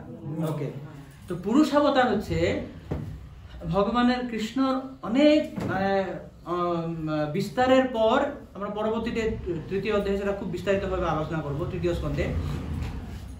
তো পুরুষাবতার 3 ধরনের হয়, কারণোদকসাই বিষ্ণু, গর্ভোদকসাই বিষ্ণু এবং ক্ষীরোদকসাই বিষ্ণু। তো কারণোদকসাই বিষ্ণু কারণ সাগরে শায়িত হয়ে থাকে, তার প্রত্যেকটি লোমকূপ থেকে অনন্ত কোটি ব্রহ্মাণ্ড বাইর হয়, আর সেই অনন্ত কোটি ব্রহ্মাণ্ডের ভিতরে তারই এক বিস্তার ভিতরে ঢুকে প্রবেশ করে, তিনি হচ্ছেন গর্ভোদকসাই বিষ্ণু। ধরুন এই লুমকেপটাকে অনন্ত বাবল গাম, যে ফ্যানার মতন বুটবুট বুটবুট বাইর হয় না, এরকম বুটবুট বুটবুট করে অনন্ত কোটি ব্রহ্মাণ্ড বাইর হয়। এক একটা বুটবুট হচ্ছে এক একটা ব্রহ্মাণ্ড। সো এই প্রত্যেকটু বুটবুটে বা প্রত্যেকটু ব্রহ্মাণ্ডের মধ্যে কারণোদকসাই বিষ্ণুর এক এক বিস্তার ঢুকে প্রবেশ করে, সেটা হচ্ছে গর্ভোদকসাই বিষ্ণু, যে 2 নম্বর পুরুষ অবতার। আর সেই গর্ভোদকসাই বিষ্ণু সেখানে তার নাভিকমল থেকে সেই ব্রহ্মাণ্ডে একটা নাভিকমল তৈরি করে, সেখানে সেই ব্রহ্মাণ্ডের ব্রহ্মা সৃষ্টি করে। বুঝা গেল? সেই ব্রহ্মা সেই ব্রহ্মাণ্ডের মধ্যে সৃষ্টি করবে, আর সেই ব্রহ্মাণ্ডের সৃষ্টির সমস্ত অণু পরমাণু জীবের মধ্যে এখন গর্ভোদকসাই বিষ্ণুর এক বিস্তার সেখানে যাবে, তিনি হচ্ছেন ক্ষীরোদকসাই বিষ্ণু বা পরমাত্মা। তো এই 3 পুরুষ সমস্ত জড় সৃষ্টির নিয়ন্ত্রণ, তারাই সব সাজায়। মানে 3 পুরুষ অবতারে হচ্ছে সমস্ত জড় সৃষ্টির মূল কর্তা। এ হলো পুরুষ অবতার। 2 নম্বর হচ্ছে গুণাবতার। গুণাবতার কি কি? গুণের অবতার। কটা গুণ আছে প্রকৃতির? কি? সত্য, রজ, তম। এখন সত্য গুণের অবতার কে? বিষ্ণু। রজ ব্রহ্মা, তম শিব। তো এই 3টা হচ্ছে গুণাবতার। তারপর লীলাবতার, বিভিন্ন রাম, মৎস্য, কুর্ম, বরাহ, নৃসিংহ, এরা হচ্ছে লীলা অবতার। বিভিন্ন লীলা যা তারা করেন সেটা হচ্ছে লীলা অবতার। তারপর হচ্ছেন ধরুন যুগাবতার, প্রত্যেকটি যুগে ওনারা আছেন। মন্বন্তর অবতার, প্রত্যেকটি মন্বন্তরে এক একজন অবতার হয় ভগবানের, তাকে বলা হয় মন্বন্তর অবতার। এটা আমরা পরবর্তীতে দেখব। তারপর হচ্ছে সপ্তাবেশ অবতার। সপ্তাবেশ অবতার মানে কোনো জীবকে কোনো বিশেষ কার্য করার জন্য ভগবান যখন বিশেষ তার শক্তি আবিষ্কার করেন, সেটাকে বলা হয় সপ্তাবেশ অবতার। যেমন ব্যাসদেব এক সপ্তাবেশ অবতার, তিনি লেখার জন্য তাকে শক্তি দিয়েছিলেন। পৃথু মহারাজ এক সপ্তাবেশ অবতার। কি শক্তি তার ছিল? পালন শক্তি, তিনি কিভাবে পালন করতে হবে প্রজাদেরকে, সেই শক্তি দেওয়া হয়েছিল।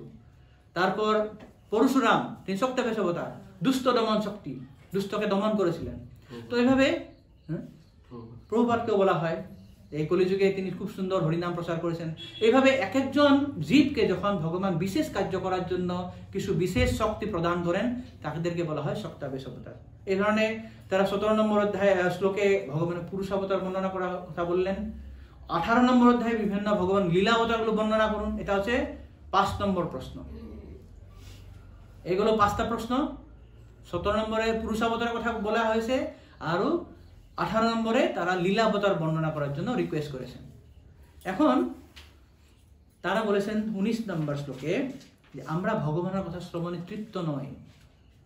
তৃপ্ত নয় মানে এখন তো সূত গোস্বামী ভাগবত শুরুই করেনি, তারাই নিজে নিজে বলেছে যে ভগবানের ভক্তের বর্ণনা করলেন, ভগবানের নামের মহিমা বর্ণনা করলেন, পুরুষাবতার কথা বলুন, লীলাবতার কথা বলুন, কৃষ্ণ কেন দেবকীর গর্ভে আসছে, আমরা হরি কথা সবসময় শুনতে চাই, এইসব বলে বলে তারাই বলছে আমার ভগবানের কথা এখন শুনতে আমার তৃপ্তই হয়নি, আবার বলুন। আমরা 19 নম্বর শ্লোকটা পড়ি, বের করুন। বয়ং তু ন বিতৃপ্যাম উত্তম শ্লোক বিক্রমে যৎ শৃণ্যতাং রসজ্ঞানম সাধু সাধু পদে পদে। তো বলেছেন বয়ং তু ন বিতৃপ্যাম, আমাদের মানে মনেই ভরেনি, আমার এখনো মানে আমাদের কি বলে অভিলাষ পূর্ণই হয়নি, তৃপ্ত হয়নি এখনো, আমাদের আরো বলুন। কার কথা? উত্তম শ্লোক বিক্রমে, যে যিনি উত্তম শ্লোকের দ্বারা বর্ণিত হন সেই ভগবান কৃষ্ণের আপনি যে বিক্রমগুলো আছে, যে উনি যে খুব সুন্দর যে লীলাগুলো করেছেন সেগুলো আবার বলুন। কেননা এই লীলাগুলো এত সুন্দর রসাল, যারা রস আস্বাদন করতে যারা খুব মানে পার্গত, তারা কি করে এসব শুনতে শুনতে প্রতি স্টেপে স্টেপে প্রতি পদক্ষেপে তারা রস নিয়ে থাকেন। সাধু সাধু পদে পদে প্রত্যেক মুহূর্তে ওরা রস আস্বাদন করছেন। মৎসিত্তা মদ্যত প্রাণা বোধয়ন্তম পরস্পরম কথান্তস্য মাং নিত্যম তুষ্যন্তি স রমন্তি স রমন্তি। ভগবানের কথা শুনে শুনে তারা সব সময় আনন্দ পায়। তো আমরা কখন তৃপ্ত হয়ে যায়? এরা তো বলছে তৃপ্ত হয় না, আমরা কখন বলবো যে আমাকে লাগবে না? ধরুন এখানে প্রসাদ বিতরণ করা হচ্ছে, অনেক আইটেম, এই মাতাজি অনেক আইটেম বানায়, মোহিনী মাতাজি 15-20টা আইটেম বানাবে। ধরুন আপনার সামনে 15-20টা আইটেম আছে, আপনি এত পেতে পারবেন না। তো কখন আমরা বলি নো, কখন আমরা বলবো পাবো না? এক তো হচ্ছে যে কোনো হয়তো পদ টেস্টি হলো না, ভালো লাগলো না, আমাকে লাগবে না, তাই এর একটা হয়, কখন আমি বলি লাগবে না আমার। 2 নম্বর হয় যখন আমার ভর্তি হয়ে গেছে, আর পারি না, আর এক তো জলও পেতে পারবো না, গোলাপ জামুন তো ছাড়ুন না, গোলাপ জামুন তো নিয়ে যাবো বাড়িতে গ্লাসে করে, তাই তো। যখন আমার ভর্তি হয়ে গেছে তখন আমরা বলি না না। 3 নম্বর আমি বলি, আমি যখন জানি না সেই পদটা কত মহান, কত সুস্বাদু হচ্ছে। অনেক সময় ভক্তরা বলে প্রভু এটা নিয়ে না, খুব সুন্দর শাক হয়েছে, শাকটা খুব সুন্দর হয়েছে, এটা না এইটা বলে কি কাশ্মীরিটা খুব দারুণ হয়েছে, আজকে নিয়ে নেন আপনি। তো আমি যখন জানি না সেই পদটার কত মাহাত্ম্য, তখন আমি বলি না না না আমাকে লাগবে না। কিন্তু এই কথাটা হরি নামের ক্ষেত্রে হয় না, ভগবানের মহিমা বা ভগবানের যে লীলা শ্রবণের ক্ষেত্রে হয় না। তারা বলেছেন বয়ং তু ন বিতৃপ্যাম, আমরা এখন তৃপ্তই হয়নি। সূত গোস্বামী ভাগবত শুরুই করেনি এখনো, তারা ওখানে বলেছেন আমার তৃপ্ত হয়নি, আবার বলুন আবার বলুন আবার বলুন। কেননা যারা রস আস্বাদন করতে খুব পার্গত, তারা প্রত্যেক মুহূর্তে সাধু সাধু পদে পদে প্রত্যেক কথাতে প্রত্যেক মুহূর্তে ওরা রস আস্বাদন করে। তো এইরকম ওরা বলল দিয়ে তারপরে 20 নম্বরে তারা বলেছেন যে আমরা ভগবান কৃষ্ণের অলৌকিক লীলা শ্রবণে উৎসুক, যে ভগবান যে খুব সুন্দর লীলাগুলো করেছেন। কৃতবান কিল কর্মাণি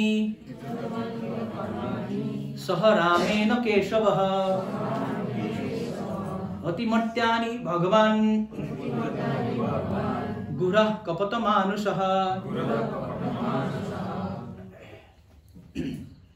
অতিমর্ত্যানি ভগবান, ভগবান অতিমর্ত্য লীলা অলৌকিক লীলা করেছিলেন। তো ভগবান কৃষ্ণ আর বলরাম যখন এসেছিলেন আপনারা জানেন সব বিভিন্ন লীলা করেছেন। উনি বলা হয় যে মর্ত্য লীলা, ভাগবতে অনেক জায়গায় বলা আছে মর্ত্য লীলা মর্ত্য লীলা।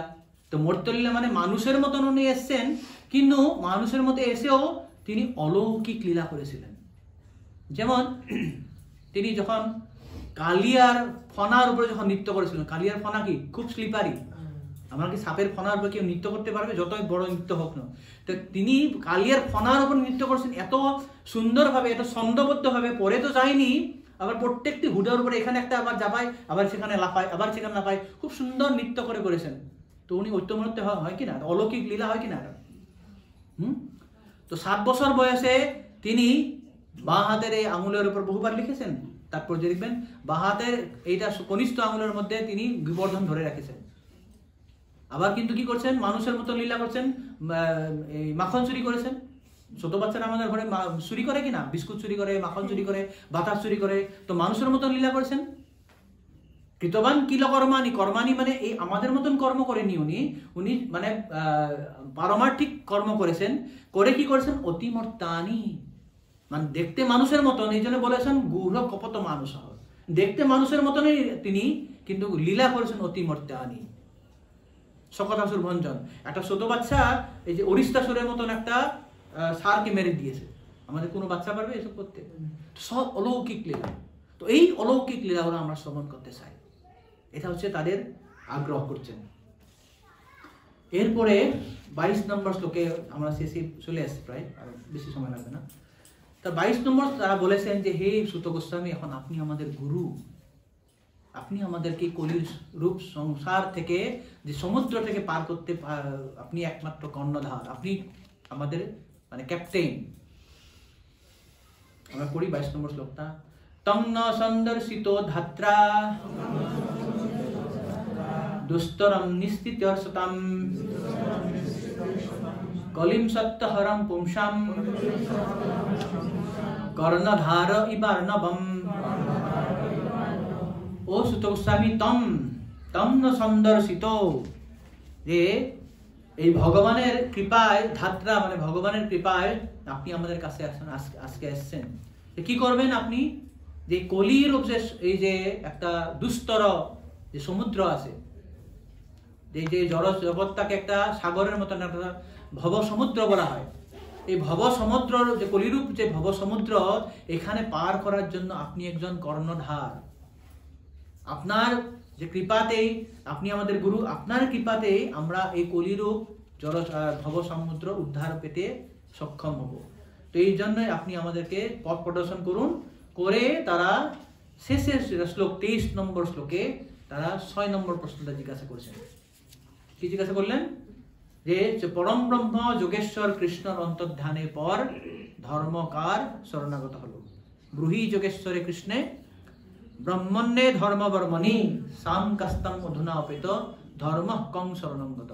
যে ধর্মকার শরণ, কৃষ্ণ গেছে মানে তো উনি সব কিছু নিয়ে গেছে না, এখন কার সাথে থাকবে ধর্ম? তো এটা হচ্ছে 6 নম্বর প্রশ্ন। তো এই 6টা প্রশ্নের উত্তর আমরা 2য় এবং 3য় অধ্যায়ে দেখতে পাবো।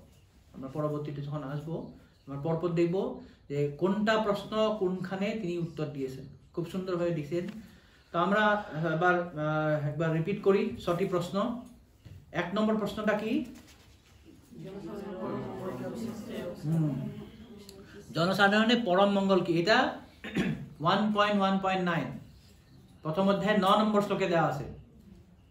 2 নম্বর প্রশ্ন, সমস্ত শাস্ত্রের সার মর্ম কি? এটা প্রশ্নটা জিজ্ঞাসা করছিলেন 11 নম্বর শ্লোকে, তাই তো? ভুরিনি ভুরি কর্মানি। 3 নম্বর প্রশ্ন, ভগবান শ্রীকৃষ্ণের আবির্ভাবের উদ্দেশ্য কি? কেন তিনি দেবকীর গর্ভে আবির্ভূত হয়েছিলেন? এটা প্রশ্ন করা ছিল 12 নম্বর শ্লোকে। 4 নম্বর প্রশ্নটা হচ্ছে ভগবানের পুরুষ অবতার বর্ণনা করুন, এটা 17 নম্বর শ্লোকে। 18 নম্বর শ্লোকে পঞ্চম প্রশ্ন, ভগবানের লীলা অবতার সমূহ বর্ণনা করুন। এবং 6 নম্বর প্রশ্ন হয়েছে 23 নম্বর শ্লোকে, যে ভগবান কৃষ্ণ যখন অন্তর্ধান হয় তখন ধর্মকার শরণাগত হয়। তো এই 6টি প্রশ্ন, এটাই আমাদের প্রথম অধ্যায়ে আজকে আমরা সমাপ্ত করলাম। এর পরবর্তীতে 2য় অধ্যায় এবং 3য় অধ্যায়ে এই সমস্ত 6টি প্রশ্ন আমরা একের পর এক আমরা বিস্তারিতভাবে জানার চেষ্টা করব। তো আজকে এখানে রাখছি।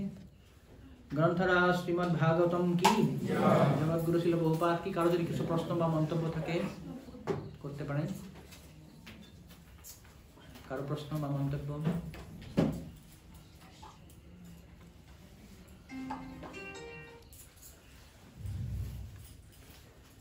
ওকে, কারো প্রশ্ন নেই মনে হয়। ঠিক আছে, সমবেত গৌর ভক্তবৃন্দ কি, হরিতায় গুরু সীতানাথ